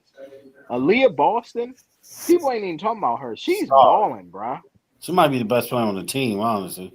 Yeah, she's balling. And, you know, they keep trying to – what's going to mess that team up and the reason why they need to go ahead and get in the reason why they need to go ahead and make it to the finals or try to win the finals in the next two seasons is that whole Tres Leches thing. You know what I'm saying? Like, that whole thing, like, yeah, bro. Like, that shit is – it's annoying, number one. And then number two, I'm sure Leah Boston is like, okay, well, what the fuck about me? You know what I'm saying? Yeah. And WNBA players need to stop treating the WNBA like it's Walmart, okay? Old girl wanting to leave the Fever, Bonner or whatever to go play with her wife and all that. I only want to go to this team and all that. Y'all don't have that kind of leverage, okay? Let's stop. Okay? You lucky somebody's not putting your ass on Medicaid, okay? All right? Damn. Hey, you hilarious with that. They be acting delusional, bro. They do. I know why he said that Medicaid line. That's gonna be crazy. Mm-hmm. So she quit because she wanted to go play with her wife? Yes. Wow. Who the player you referring to? DeWanna Bonner. Oh, she actually quit? So hold up. Hold up. Yeah, because I know she got traded. So they ended up releasing. No. She didn't even traded. They released her because she said she didn't want to play for them anymore. And she wanted to go be closer to her wife. So they just released her and basically said, hey, cool. If the Phoenix Mercury will pick you up, have at it.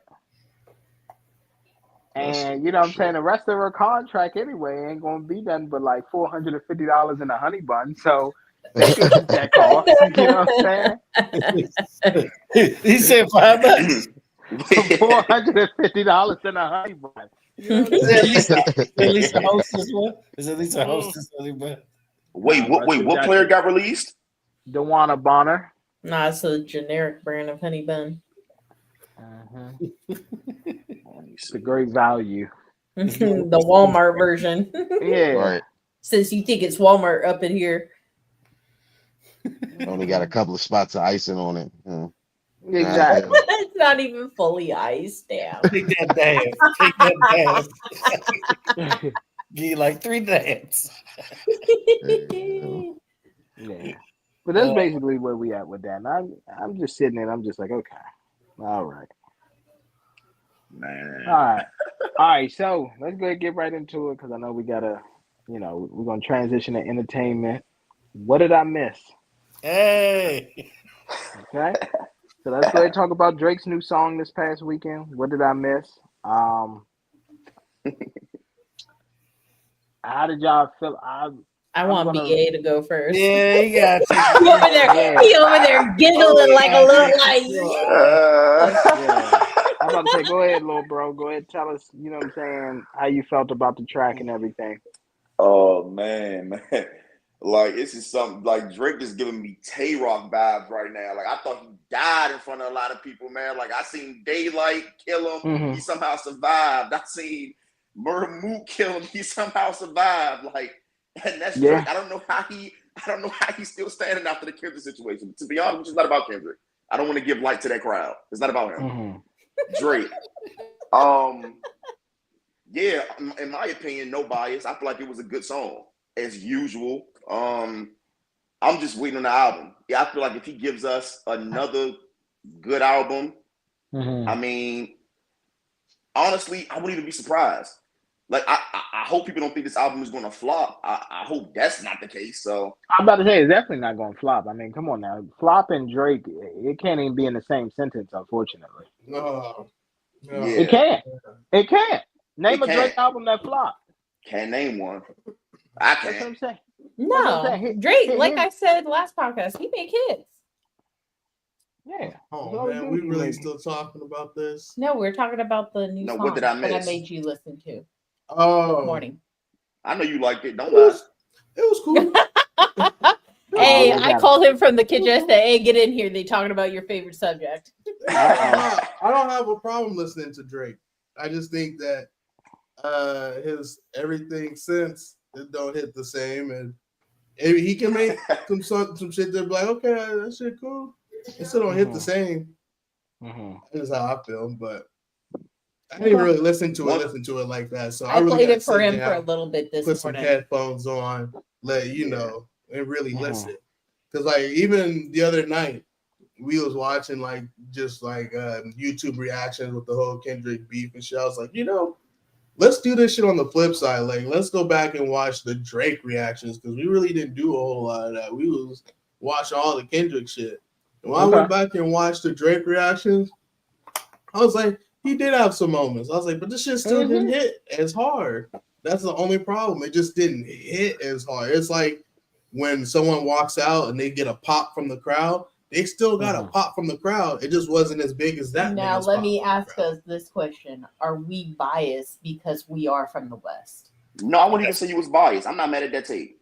I wasn't mad what he just said just now. No. But I'm asking because we are. Because I'm a fan of Drake. At the end of the day, I'm a fan of Drake. When it comes to music, period, it's always going to be a reason bias. Well, you get some people. Music is based on bigging up your neighborhood or where you came from. That's kind of So I took a stand like I am now. Once I definitely heard Kendrick being like, man, because first of all, the beef to me just exposed it. Niggas just really don't like the West Coast. And when he said it in his song, that's fine with it. I pushed the line with it. I was like, it's about fucking time because West Coast has always had something going on, something popping, something relative, and niggas will always try to downplay us or little bro us.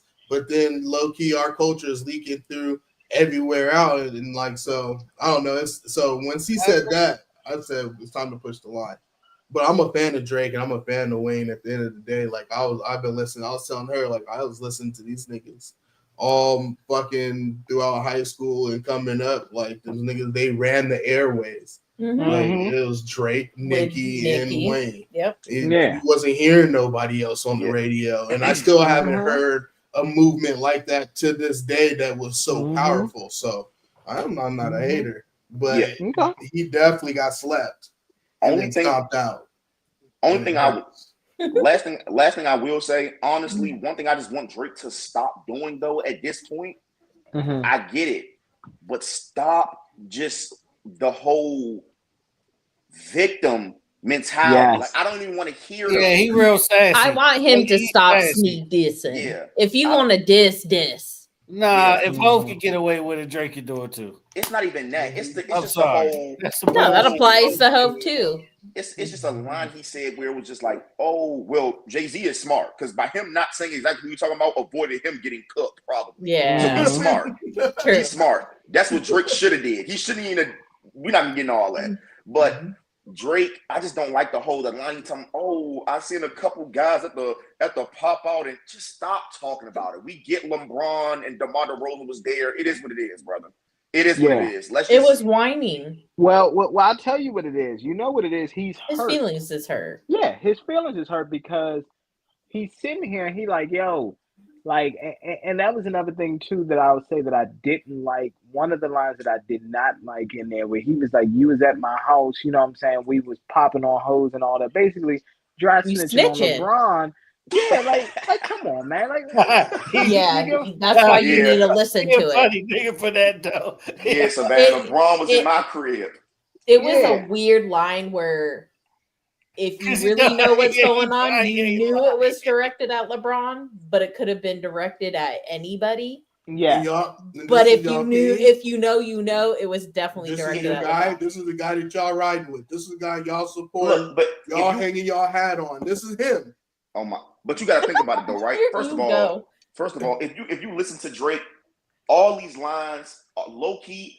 I feel like he's more so mad about LeBron switching up more than I guess losing the beef to the public. Yeah. And here's my that thing was his too. buddy. And here's my thing too, right? Like, yes, like you said some witty lines, and and I'm gonna get into it because, like I said, he was rocking, but like. One of the things that he had said, and I was like, "Come on, bro!" Like when he said the LeBron line and all that, you know what I'm saying? I saw bro at the pop out and all that kind of stuff. I'm like, and you calling him a dick rider, but I'm like, bro, like you have this man tattooed on your arm. Yeah, it's. Oh, he got LeBron tattooed on him. Yes, in his high school I didn't know jersey. that. Yeah, he got Curry tattooed by the way too, and KD. I don't want to mix like he just, but still, he got Braun on you though, bro. Like. Come on. So now you gotta look at that shit every day. That's what I'm saying. Like you can't. He like a female low key. That's what I'm saying. He's just sassy. Okay, can I ask y'all this? Would y'all be able to forgive LeBron or a close friend if they did something like this? Would y'all be able to forgive that? No, that we not saying Drake in the wrong about how he feeling. Yeah, it's just weird that you got the broadcasting of it all the time. It's just funny to me that y'all now not friends, but you gotta look at that tattoo every single day. It's interesting to me to see who Drake thought who his real friends were. We now know who he thought who his real friends were. Yeah. Based on who flipped on him and who he got emotional about the flip. Yeah. DeMar, LeBron. DeMar dead wrong for that. Nah. DeMar dead wrong for that one. Come on, bro. You getting on interviews? Oh yeah, man. When I got traded from Toronto, I'm not gonna lie. If it wasn't for Drake, man, I don't know. He just sat me down and we just really talked. Don't Goofball DeRozan. Don't get on interviews. Yeah. Like, come on, bro. You getting on interviews doing all that. Drake really helped me. Then you go on. Come on, brother. I guess LA, and I respect it. Just don't get in the video. Just don't get in the video. I ain't saying don't listen to Kendrick. Nah, but come on, bro. He's telling people I like. Come on, bro. And you're kneeling in the vid. I look crazy. Come on, man. He from the land. I get DeMar DeRozan's part. He's from the land. At the end of the day, that's my home. Yeah. He's from the land. But the whole LeBron thing, I can see that. But I agree with BA. Like he said, like I get it. That's your land. But just don't be in the music video. Like there was really shut up. There wasn't a need for it, but I see it was petty. Don't be in the music video, nigga. I'm from this. You know where I'm from, nigga. But after being on the I gotta go back to where I'm from at the end of the day. You don't, nigga. Yeah. Do you know where I'm? Yeah. So what? You say I'm trying to say what I was saying. To be in the Put video. it like this. Put it like this. They would have treated him like a mark. They would have marked DeMar.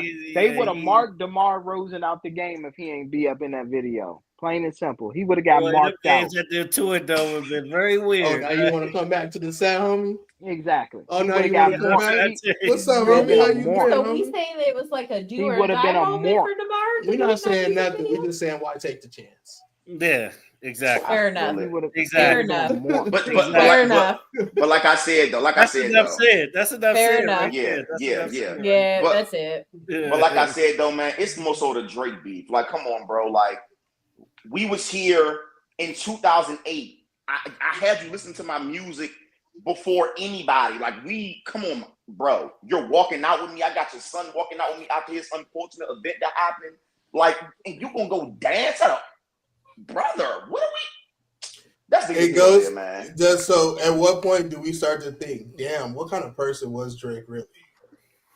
To make all these people have to have all these people really, you know.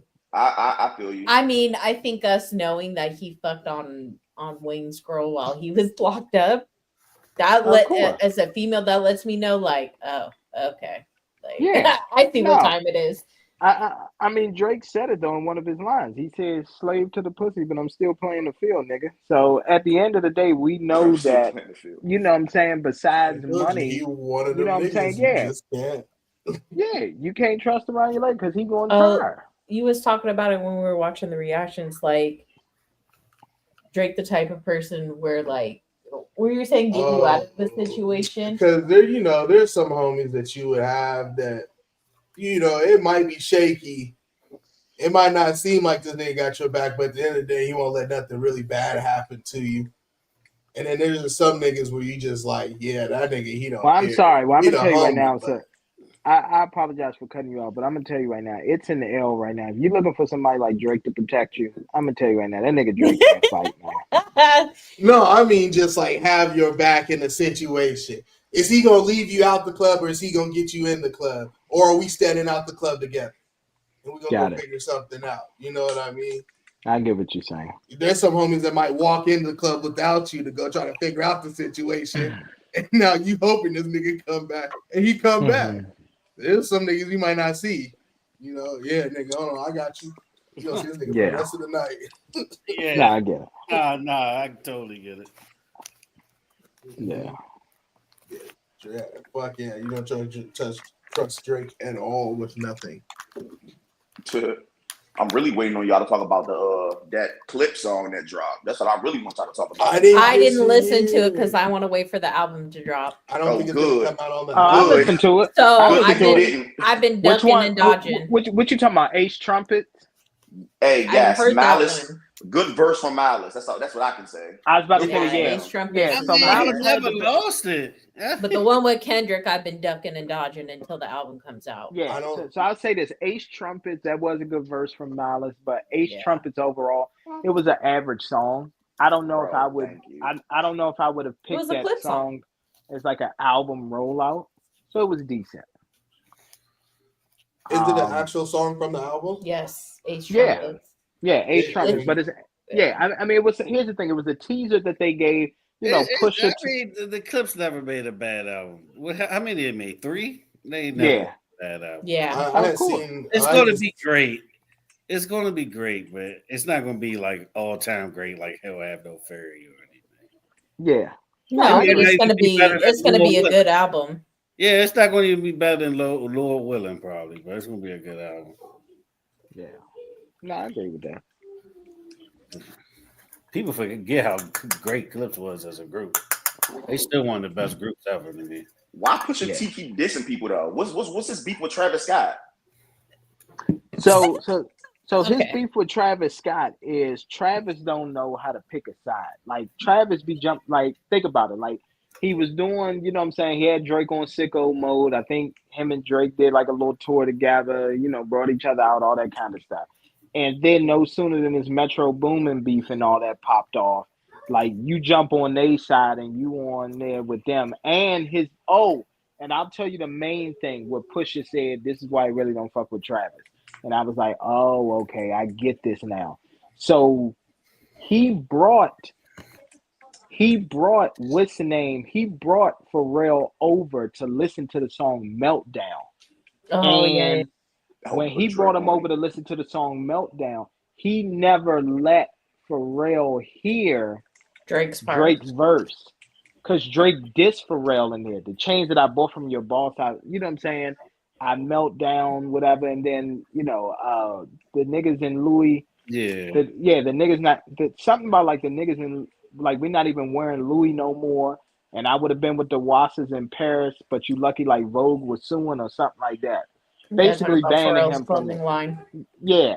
So yeah, so he was going off with him. You know what I'm saying? So that's what it was. It was like, bro, like you not I loyal. think Like the you, next day the song came out, right? And that's when they yeah, heard the Drake verse on there. Drake dissing yeah, Pharrell? yeah, Yeah, yeah, remember when and he was yeah, talking about burning Pharrell's chains? yeah, Melting them, yeah. yeah. And Or remember, melting them. and Drake was wearing the chains in the Family Matters video. Yes. Mm-hmm. So that's what it was. And Pusha T was like, "Oh no, like, bro, you know that nobody listen. The Clips love Pharrell to death. That's skateboard P. So at the end of the day, when you got shit like that, like, Yeah. yeah, I They, you think know what I'm saying? they Pharrell. really helped elevate each other career. I mean, Pharrell was there, but he wasn't Mm-hmm. that dude like that till Gradden came out. Who would have thought Exactly, that Gradden, some you know, because other than that, he was a dude that made backpack beats and he was a leader of a rock band at the time. Yep. exactly, But Gradden gave him that respect in the culture like he really, really deserved. And exactly. then the Clips, So, let's be honest, what would the Clips be without Pharrell? Honestly, yep, what yeah, would the his Clips be production. without Philly's Most Wanted? Hmm. Because that was the original Clips. And then when they signed to the wrong label, that's how the Clips really got put on with Pharrell. Exactly. No, Yeah, it's the truth. yeah, it was really Philly's Most Wanted though. Hmm. There you go. Yeah, hip hop is right today. No, I'm not going to. Yeah. So at the end of the day, like that's what it was. So like that's where the beef stemmed from. So yeah, and Travis Scott, he is like he do music with just about everybody. And let's be real, 9 times out of 10, Drake probably smashed Kylie. You know what I'm saying? He probably did. for And sure, so for and so sure. what's the name? And so what's the name probably jumped on that train, Travis, and then was like, "Oh dang, he smashed y'all girls too. Yeah, he smashed mine, or he smashed the girl I was trying to get at." So yeah, f that nigga. You know what I'm saying? So and like Travis I Scott, like wouldn't be you're not surprised that he ain't the one that strike everybody. exactly. But here's another thing too, though. With all of that, it's like, bro, like he's Travis Scott is weird because to me, I put Travis Scott in that Kid Cudi category as well. Like you make that, we gonna zone out, get high, get drunk, all that kind of stuff. Where's all this beef coming from, or why you hopping on beef? Like you've never been that type of rapper. Like that's not you. You put him in the Cuddy category, not musically, but like personality wise. So. Yeah, that little that Yeah, I get what he's saying. Like that. yeah. That Yeah. and all, yeah, you know what I'm saying? That mellow out, you go ahead take a shroom and all that, listen to my music and all that, like that's them niggas. That's them. That's them niggas. Yeah, man. But like if you went without listening to that Kendrick song, you would be good though. It wasn't like, oh, I gotta hear it. You fine. But What, the Not Like Us song? Nah, his verse with the with Clips. Oh no, that shit was fire. Yeah. I mean, no, the song is fire. I like the song and I like Kendrick's verse on there. Obviously, it's going to be layers and layers, but I'm going to wait because I want to hear the studio quality of it and, you know what I'm saying, like really marinate on it. But trust me, it's layers on top of layers on top of layers on top of layers. That's why I haven't listened to it. I want to listen to the studio version. Yeah, like it's definitely layers. Good. I'm excited to listen to it. Yeah. So like that's one of them ones. How many the track list? How many tracks is going to be? I would say 13 to like 13. I think Clips album? Let me see. Yeah. Look, I just called it too. 13 to 15 would be perfect. Cool. Yeah, because that's what we need. Like, yeah, I'm sorry. 13 songs. And then let's be honest, since they are an older act, you got to have at least 5 features on there. Because in today's culture, they want to hear a little bit of features. So you have like at least 5 features. So he's got John Legend on one song. That's one. That's a banger. Kendrick. I'm going to tell you right now, that's going to be a banger. Tyler, the Creator. Got Tyler? That's 3. If you got Johnny L on there, I'm gonna tell you right the now, Dream. that's one of the ones. That's 4. He about to give you that. And Stove God Cooks. Oh, Stove God? Okay, that's 5. Abba Leva. Ab Lava. They've been together. Ab Lava, sorry. You know, they've been together. That's here's a good one. And Nas. Okay, and Nas. Okay, good. I hope Nas addressed They got all those different songs, right? That's just yeah. So Nas is on one song. Yeah, everybody's got their own songs with clips. Damn, 8 features is a lot. Yeah, the only one that let me see, where's that Dream one? No, the Dream just says it's Clips, the Dream, Pharrell. They got everybody's name on here. Yeah, the Dream. It's called yes. The song is called All Things Considered. He got the Dream. What the hell? And then the song I'm gonna tell you right now, they got that woman. Yeah, you got the Dream on the hop. That's what I'm talking about. Album comes out July 10th. I'm gonna tell you right now, having that woman be the nigga on there, that's about to do numbers. Oh my god, man! Shout out to the Dream. Ignorant. Fucking Dream. Shout out to the yeah, Dream. but I'm excited to listen to Tyler the Creator song. The Nas one, definitely. I agree because you know what's the name had something to say about because you know what's the name had something to say about Tyler. So here's the thing, that Dick Rider line that Drake dropped, you've been a Dick Rider since headlines, that also can tie into Tyler the Creator as well, because like the internet was showing like pictures and all that, like Tyler backstage with Drake, like excited to like take his picture and all that kind of stuff. So yeah. I heard somebody and I guess I can say an opinion that song that Tyler did off of Kendrick's beat was supposed to be a shot at Drake for something Drake had said. Yeah. But I wasn't sure because like they weren't saying in the video what the lyric Drake said. So I was like, what is the fucking lyric? And I went to go look for it and I couldn't fucking find it. So I was like, whatever. If you got something to say, nigga, get it off your chest. Yeah. Yeah, at the end of the shit. I thought everybody picked up on that. Yeah. You know who else shot at Drake? YG shot at Drake too. Oh yeah, the weird. You're weird. What's going on? Yeah, because Drake said, you know who really represent my nigga YG? Nigga YG said, you not Pyru, stay out of Pyru business. Yep, that's exactly what they said. So, listen, I'm gonna be honest. Listen, I was about to say that, and here's the thing. Listen, I'm gonna be honest, and I'm okay with him saying that because he needs to stop. Aubrey needs to stop that kind of stuff. Here's the thing. What he needs to understand is this. There's a difference between the entertainment industry and the labels putting stuff together than real life stuff that's going on. What I encourage Drake to do is this. Drake needs to look at, you know what Drake needs to look at? He needs to look at, what is that? He needs to look at next Friday. Remember when Day told Craig, I got to live here and you don't? You going to get me in trouble? That's what he needs to understand. I feel that. And you want to know the icing on the cake? Right after that song, he then dropped another song with Lil Yachty and somebody else in the music video. So you guys see, a lot of people were picking sides. Drake was swinging from the fences on his back. Like, this nigga was swinging it, and he had everybody coming. Like, so I goes back to my question. What kind of person was this nigga Drake behind the mic, behind the cameras, that really had these niggas not liking like this? Well, like I said, from what I understood from Joe, here's the thing. I was about to say that. So here's what I'll say. From what I understood with Joe Budden and everything was simply this. They got tired of essentially Drake deciding, listen, I'm going F y'all hoes, and like that's just what it is.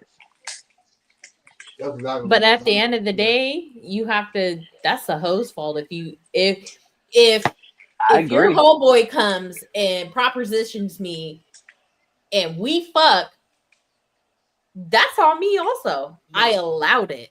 It sucks though when you don't think that she's a hoe, and this is my girlfriend, and it happens. Oh yeah. Yeah, that's. But at the end of the day, it's also on the hoe. But it's Drake. You know, a lot of people's wives, a lot of people's girlfriends are hoes, and so that's a power that this nigga he got stripped of. The Black Panther has been stripped of the power. with this Kendrick battle. I will say this though. Last thing I ain't gonna lie to you. they They going for it. I ain't gonna hold you. Of course they going for it. The They gonna women, think about that life-changing experience and of course. Of course. I guess whatever lavish gift Once he they gets give to go around and serenading, scream, "I fuck Drake." right. Like, come on, man. That's bragging rights. Bitch, Crazy. who have you been fucking? Freaking Terrell down the street, dirty ass Terrell, dusty ass Terrell. exactly. Bitch, I have me Hey, I mean, that's that all Terrells out there. Shout out to the Terrell that's listening, man. right. Exactly. Sorry, Terrell. This is sorry, Terrell. That's Terrell just the name Davis, that popped in my head. Terrell Owens, we sorry. Yeah. But I will say before you guys switch topics, man, honestly, I just wish all in all that this beef just never took place, man. It to me, I don't know what happened, bro. I don't love it because it's just like it's really 50 niggas against this one nigga. Like, I have to know what he did. So just exactly at the end of the, like JR was saying, now we got to start thinking, if you've got 50 people coming at you, we got to start thinking, how are you? But then look, none of these people No. So after you until you got punched hard enough to stumble back. Yeah, that was the other thing, is you let Kendrick punch him in the mouth and then everybody I think what it jump was, on it. That's what I didn't fuck with. What did it I wasn't miss? the popular opinion. And then when that shit became popular, everybody was like, you know what? I've been feeling like this. Most And people here's are the here to problem express too. how I feel. Everybody jumped So on the hate something, bandwagon. Here's the thing but too. I don't know. A lot of it was hate because a lot of people were just saying the same thing. They were just like saying what was basically obvious. He was Because a it's culture what's vocal. popular. Here's No, another thing too, though, but and I'm gonna say this. Can I just interject real quick? I'm gonna just say this. hold on. But I was gonna say this. It's Go like, ahead. Go ahead, finish. if it's that one guy that stinks every day in the office, most people probably won't say shit. But if one nigga say like, "Hey, bro, you need to do something," then a lot of other people gonna be like, "You know what? you I've been do, smelling man. that shit for a minute." You know what I'm saying? Like, Yep. so I think that's what happened with this shit. You know what I'm saying? Like, it's like, man, you know what? Fuck this nigga Drake. You know what I'm saying? So like, Everybody this is was what like, all it yeah, went to. fuck You know? Drake. You know what? You got a point. Exactly. That's I agree. fucking hilarious. All Good right. analogy there. Yeah. Yep. All right. Hold on. Let me just go ahead and say this real quick. Right. So, shit is hilarious, by the way. But let me just go ahead and say this. All right. So, the problem that I have with the Drake song is this. It's so here's the thing. Like I said, he took some shots on him. I was like, "Bet, like, yo, like this is the Drake, like he's cooking." But I'm just like, nigga, why do you keep mixing in that soft ass singing?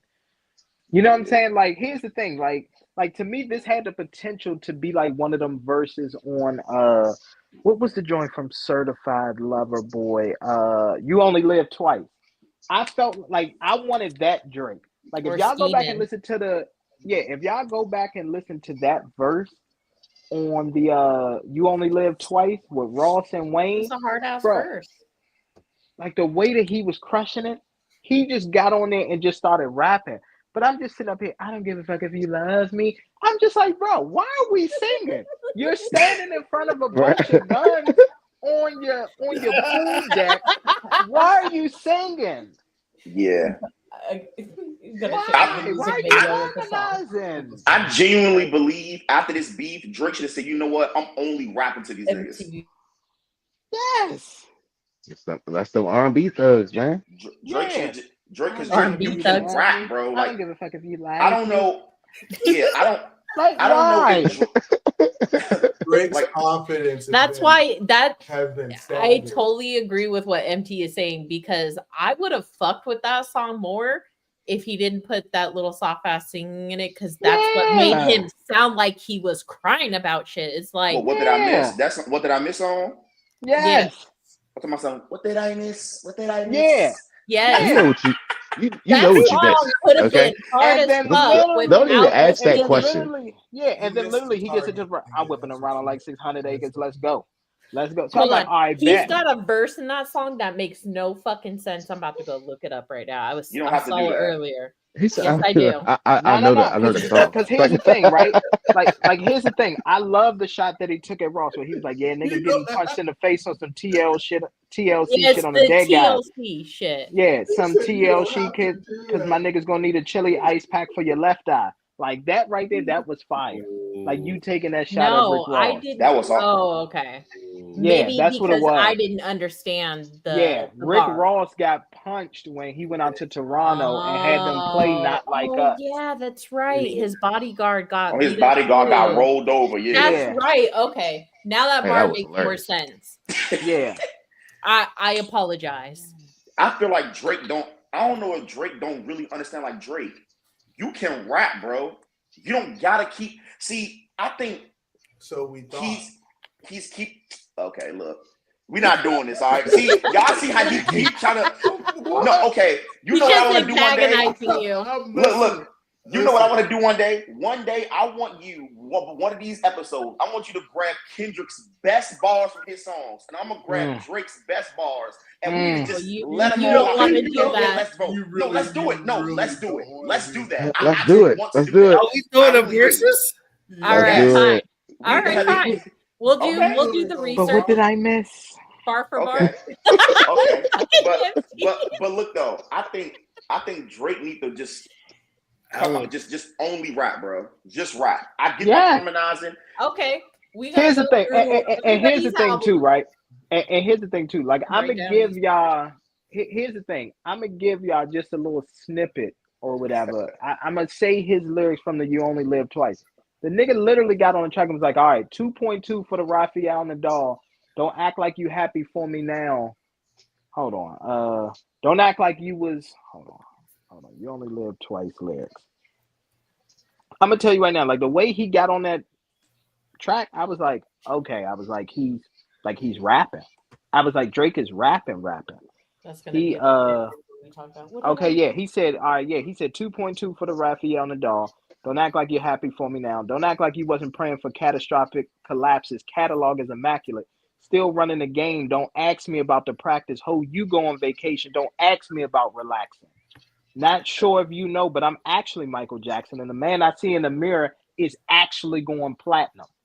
Like when I hear him rap like just a gold, just a gold. It's invigorating. It's fire.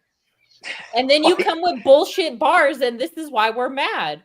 Yeah. I feel that. But what I want people to stop doing is hopping on the internet, making it seem like that he's lost it. And then here's another thing too. Here's like the thing. He's done for. Yeah, and then here's the thing. Look, and then let me say this. This is my favorite part of the verse right here.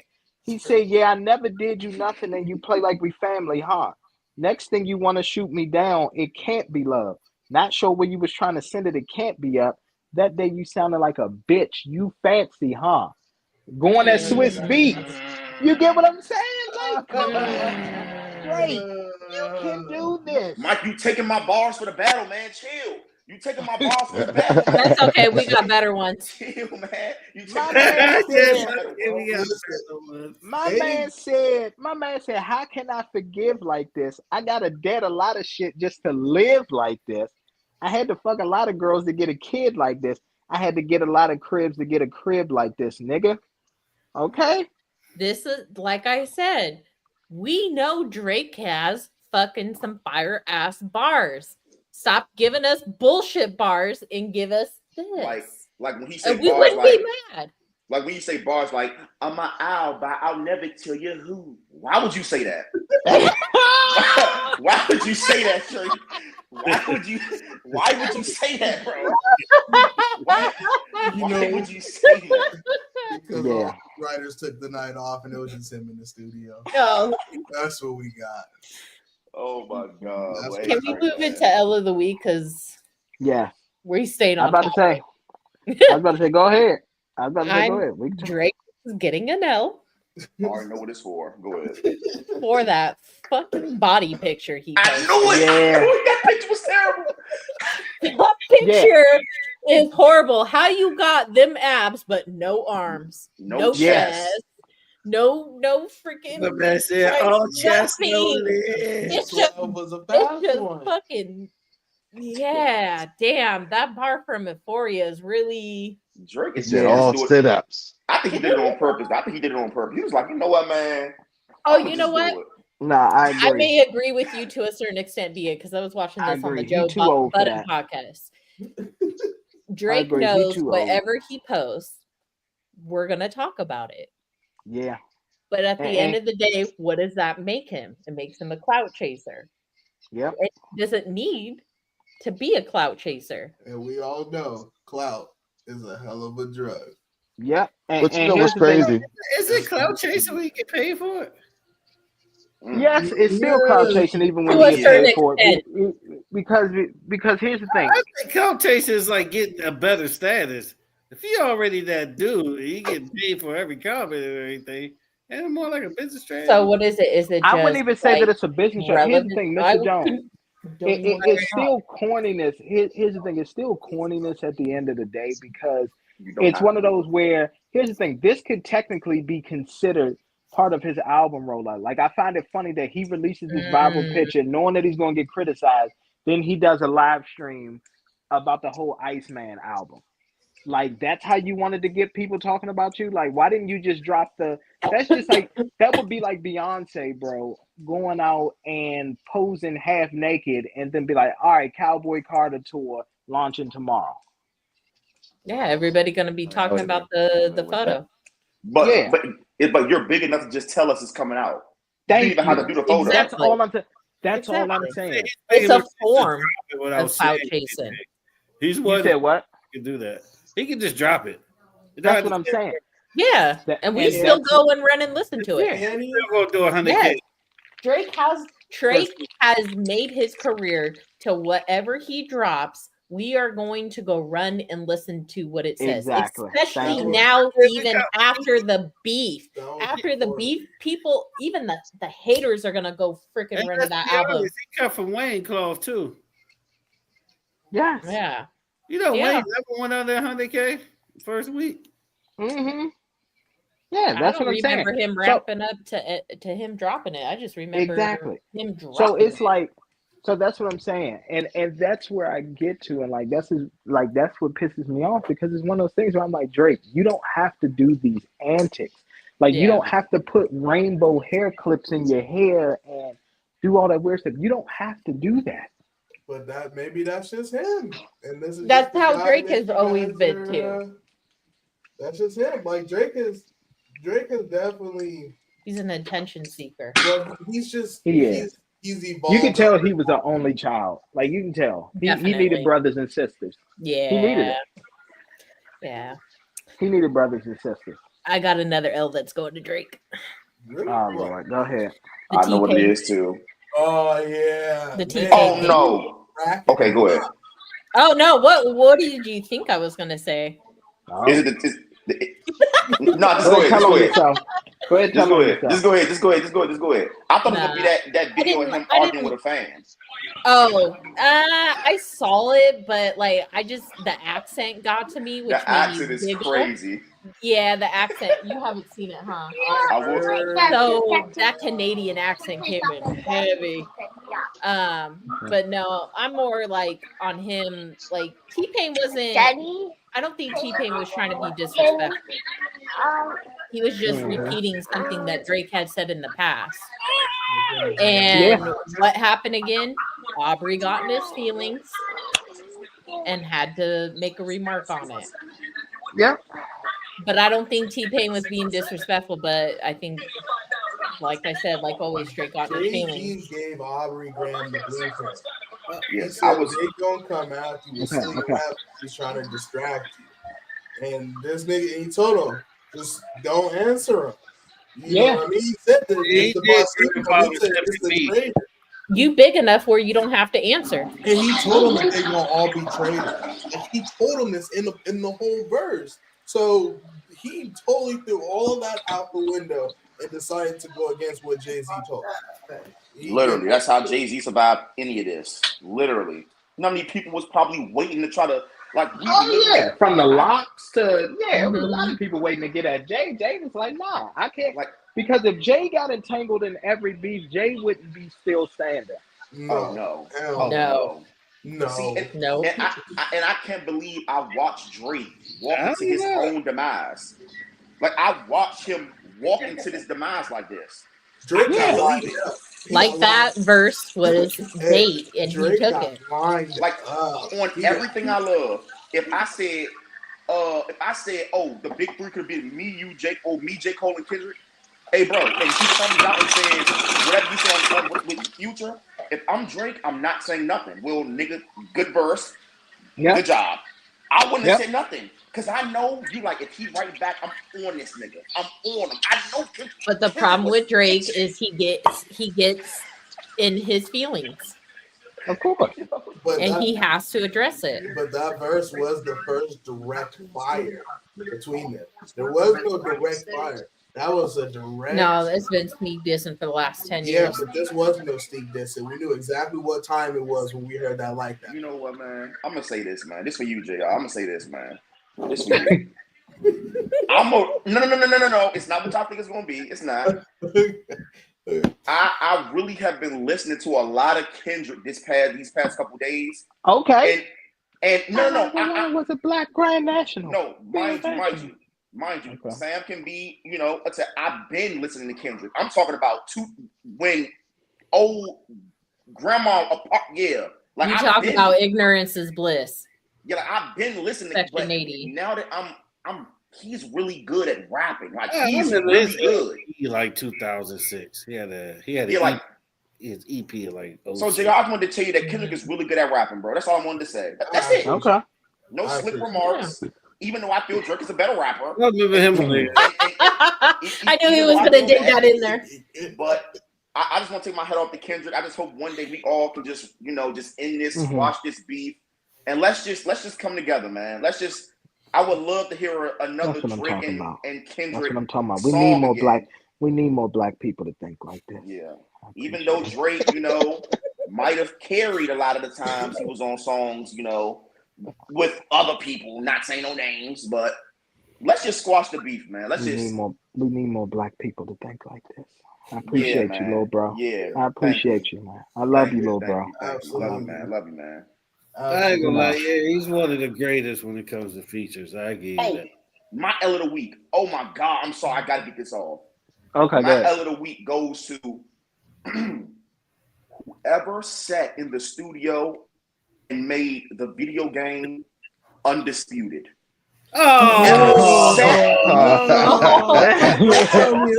haven't got it yet. Come on, man. No, I got it. So listen, first off, and little bro, I gotta get your gamer tag too. So first off, me and the bro already done played. Me and Mr. Jones already done played. And here's what I will put: full disclaimer. Yes, our first few times I did beat him. However, he hadn't really played the game yet. Since he's gotten the game, it's literally been mirror matches. We punch each other out by the fifth round, and we playing defense for the next couple rounds, trying to see who can get hit with the biggest shot to go down. Literally, we had one match, and I'm not even going to take credit for this because I said, they definitely like Las Vegas. So look, it was the three judges, right? The scorecards, because he had to leave or whatever and go and do something. We had a tie match. It was like 48-48 or something. One judge had it 50-47 my way. I'm like, how do both judges have it tied? But this judge got me up by like 3 rounds. I would say this. I would play it for the career mode only to play with friends. Yeah. I would not go online and think I'm that nigga or anything. Oh, no. I'll make you fuck around and throw your controller into the TV. I would say this, though. It happens this, right? It's like lagging the game. You could be on the other side of the ring. You think you're fine. Yeah, you get hit with uppercuts. You like, weird. Yeah, there are certain glitches and all that there are certain glitches and all that the online geeks and all that have figured out where they can still get off and hit you and all of that, and you far away from them. So I don't rock with it either. But I will play friends and family. Exactly. I'm gonna play my bros in it, and I'm gonna do the career mode because the career mode. Yeah, because the career mode is literally like real life. Like you got to train for the fight to make sure that you're ready, but you can't go too heavy with it because then you'll lose stamina when you going into the fight if you train too hard. I do have a complaint about career. Go ahead. Yeah. What's your gripe about it? It takes too long to move up. Yes. Like you should be fighting the same dudes over and over in the beginning. I agree. Yeah. I will say that. Now, we're not in the amateurs. I get in the amateurs, you fight the same dude like 5-6 times. Mm-hmm. I should be doing this at the beginning of my career. But I did notice this. Sometimes when you do sit out, you got to check every week. Sometimes you got to sit out extra weeks. And then a fight will magically appear that you want. Yep. Yeah, that's another thing too. Yeah. You got to sit out. And the thing is, and I'll tell you right now, because I'm progressing with my personal career mode, what you got to do, unfortunately, Mr. Jones. So what I was doing and why it took me a little while to move up was I would either fight dudes on my level, like right below, to make sure, you know what I'm saying, I ain't get hurt. You got to fight the guy who they say is better than you. You got to fight him. They'll never give it to me, though. Okay, yeah. So for me, like let's say if my overall was 60, I would have to fight the dude that's at a 68, 70 overall. That's the only way, like, they're going to move you up and, like, be like, oh, yeah, this is that guy. But you're not going to get a knockout, too. I'm just going to let you know that. I know. Look, I'm 7-0 and got one knockout. Yeah, there you go. Yeah, you got to play the long game with that one. Yeah, but I will say, I do indulge in online gameplay. Okay. As of right now, I am 13-3-1 with a draw on the little ranked game mode. And I will say, as much as I hate this game, for some reason, it's like crack. I know it's bad, but I still press the game every day and get on it. So what does that make me? To leave, something keeps calling me back. Yeah, right after the show, I'm on that. Yeah. I'm playing it right now as we speak. I just clicked it. That's why I said it was bad. Yeah. You go get that advice. You go watch each other's matches. I'm not gonna lie. I don't know if you want to fight me. I think I've reached the point to where I understand exactly what's going on. Oh, I got it. I got it last night. That's a dangerous point. I can slip too now. I can slip and throw other punches now. I don't know if anybody knows this right now, but Cavante Turpin was arrested this morning. Yeah. Who cares? Who cares? He's a cowboy. At this point, what else is new? Jailbirds. Get him out of here. Oh, we missed a big topic. What's that? What's going on with he left at the perfect moment. What's going on with Malik? I want to hear his take on Malik Beasley. What's going on with Malik Beasley? Oh yeah, bro. Hey, bro, they said that nigga getting sued by a barber, a dentist. That nigga owes everybody. He may come up dead soon. Yeah, so right now he's being investigated by the league for betting, but he's in debt to like a shit ton of people. Yeah, he's indebted to the barber shop. Nigga might. I'm telling you right now, nigga might come up dead, bro. Nigga might come up dead. Mind you, it's not local police. It's a federal investigation. Yeah. Ooh, he's good. They're on his bumper. Like they showing, like, you know, social media is gonna be the death of people. So they showing clips of him getting the ball with 5 seconds left in the game, tailing down the court to get his layup off. It's just like it's bad, bro. Yeah. It just looks bad. It looks really bad. Oh, he's cooked. He can't be. Yes, he's cooked. He got paid enough to be all right with the right investments. Well, no. Well, here's the problem. What are you talking about? The right investment? He fucked up his money, Mr. Jones. The money is not there anymore, and he was set to sign a new 3-year or 4-year deal worth X amount of dollars. That's on pause now. Yeah. He's gone. He's gonna show up in the bottom of the river. Kevin Durant to Rockets, part of complete 17 trade. Let me tell you something. Uncut gems is what Malik Beasley is. That nigga owe a lot of niggas, and he keep going to the bookie. Uncut gems. You would say Kevin Durant to the Rockets. Oh, it was definitely a tragic ending, but I honestly, I mean, obviously not the gunshot part, but yeah, I feel that way about my life sometimes when I finally like, hey, let's do this. Bullshit happens, but yeah, we'll talk about that later. Yeah. Damn. But yeah, that didn't happen. He's saying it. What if? No, it just happened. What just happened? Kevin Durant to Rockets, part of a complex 17 trade. 17? What the hell? Yeah, it says for the first time a 17 trade took place in the NBA, series of transactions going back to the Kevin Durant trade before the draft wound up being involved in one giant complex transaction when the league's annual, I don't even know what the fucking word is. I'm not gonna even lie. Moratorium. Moratorium. Right? So the teams that are part of the trade are the Atlanta Hawks, Brooklyn Nets, Golden State Warriors. I was about to say Golden State Orioles. What's going on over there? The fire. The Houston Rockets. Oh my god, I can't talk. LA Lakers, the Timberwolves, and the Suns. How much of that weed you don't have, girl? A lot. I know. Durant, Jalen Green, Dylan Brooks, Clint Capella, David Roddy. A bunch of nobodies, so KD could go. And DeQuan Plowden. Basically.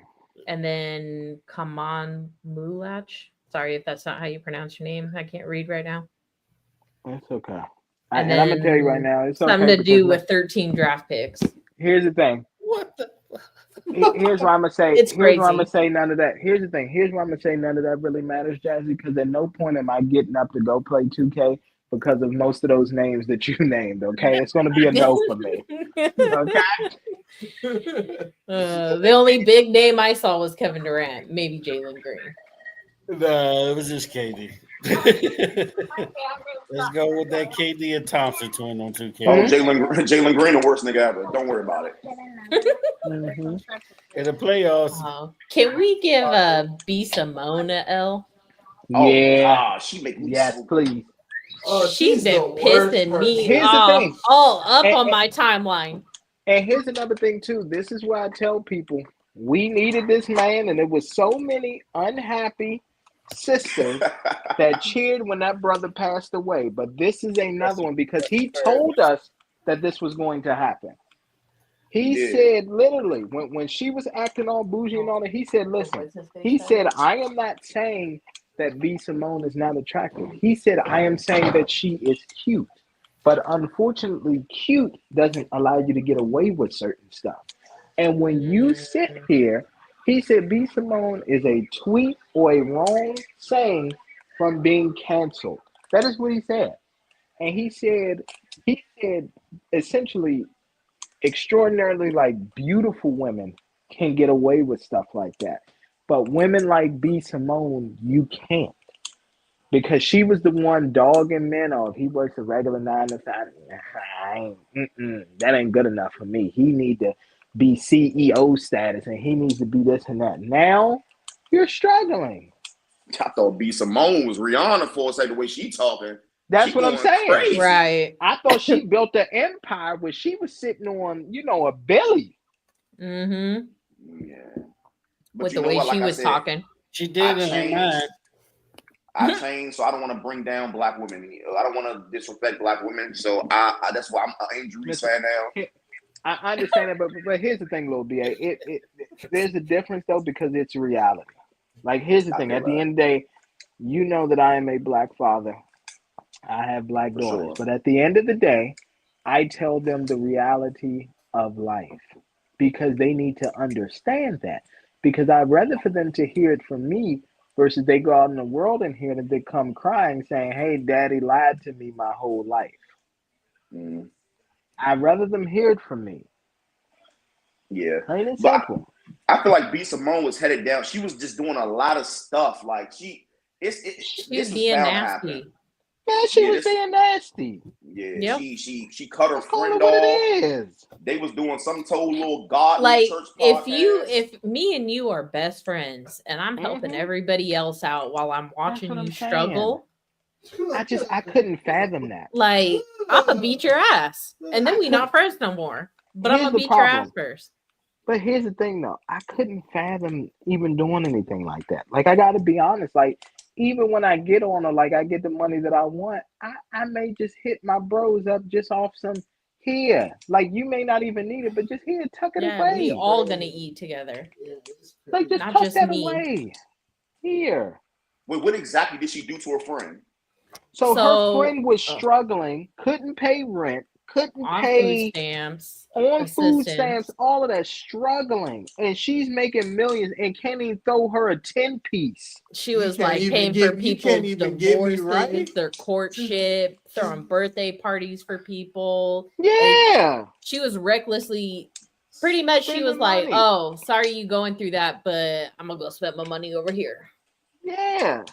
Like, sorry about your situation. Like, I'm at least throw you a 10-piece. 10-piece is enough for you to get a breather.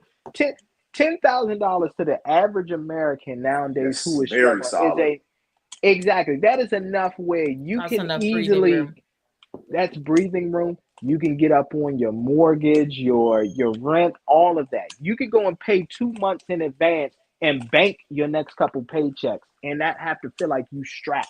Yep. You can afford to take your family out to eat at that point and not have to penny pinch. And you don't have to just give. You can even like at that point, you can do it in a way where it looks like we, it's a charity, it's a tax write-off, or even just have me do something, work for you, do something for you to where now I'm earning the money, and then I can go put that on my resume to go maybe get something over here. There's so many different options that you can do when you have money and opportunity. That's why I said, man, that's what I'm saying. That's what I said. And yeah, some of these chicks nowadays, man, they are brutal. And that's what I be trying to tell people. I'm like, you think that person is your friend. You think that person loves you. Like, nah, bro. Like, you need to, like, check that person. There's no way I am going to sit around and even allow something like that. Yeah. Now, here's the thing. The only time where I would even allow anything remotely close to that is if I see, like, you being irresponsible. Like, if you have an addiction. Like, if you Emmett's brother off of the wire. You ask me to borrow. I mean, I'm sorry, not the wire, the Shy. You sit up there, you say, oh, I'm struggling. I need help just to survive and build. I give you $5,000 and then you go gambling. Then yes, that's when I'm gonna step in and say, you're not getting no more money. I give you $5,000 at the beginning of the month. You right back at the end of the month trying to get another $5,000. Like, hold on. Yeah. That's different. And it's like a reoccurring thing, like you said. Nah. If it's somebody that you know is got a problem, and because then at that point you're giving them the money. You're being an enabler. Yeah, you're enabling them by giving them the money. I'd rather figure out what the problem is and let's fix the problem and then get to the money. Yeah. Hey, bro, these niggas, bro, they have to stop.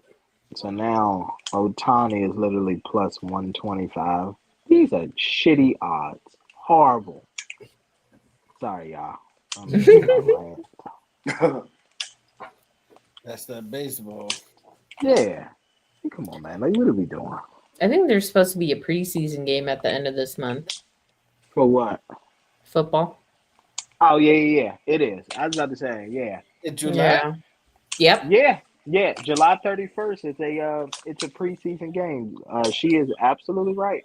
Well, Hall of Fame game? No. Yeah. It's not the Hall of Fame game. Hold on. I'm about to tell you right now. That's usually what is it? It's got to be because that's the first game of the season, right? I mean, the first game of the preseason. The Lions versus the Chargers. Yeah, I think that's the Hall of Fame game. Yep, July 31st. Is it the Hall of Fame game? Yep, that's the Hall of Fame game. Oh, yeah, right there. Mm-hmm. Okay. The first week of preseason will kick off August 7th, though. Okay. I gotta go on Netflix. I gotta go watch the fight from last night. Yeah, let me get up out of there. What fight? Oh, the girl fight. Yeah, the Serrano Amanda. Oh, yeah. We gotta go watch that too. It was literally on Netflix last night. I was out. Oh, damn. See, that's what I'm saying. Poor promotion. I wish I had known that.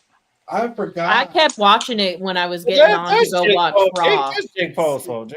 And see, I know it because I follow her on my Instagram, and I know their whole story. You know, I've been following their story, so I was hopefully she wasn't doing a bunch of headbutts. Yeah, hopefully. I want to go watch it. I want to go see how clean it was. Hoping there wasn't no headbutts and they was able to actually box it out. Hopefully. Yeah, because I ain't see no results or anything. So this Me either. Yeah. All right, cool. I'm about to go watch that too. All right. Yep. Same. All right, everybody. Peace, man. All right. Peace. Peace. And see y'all next week. Peace.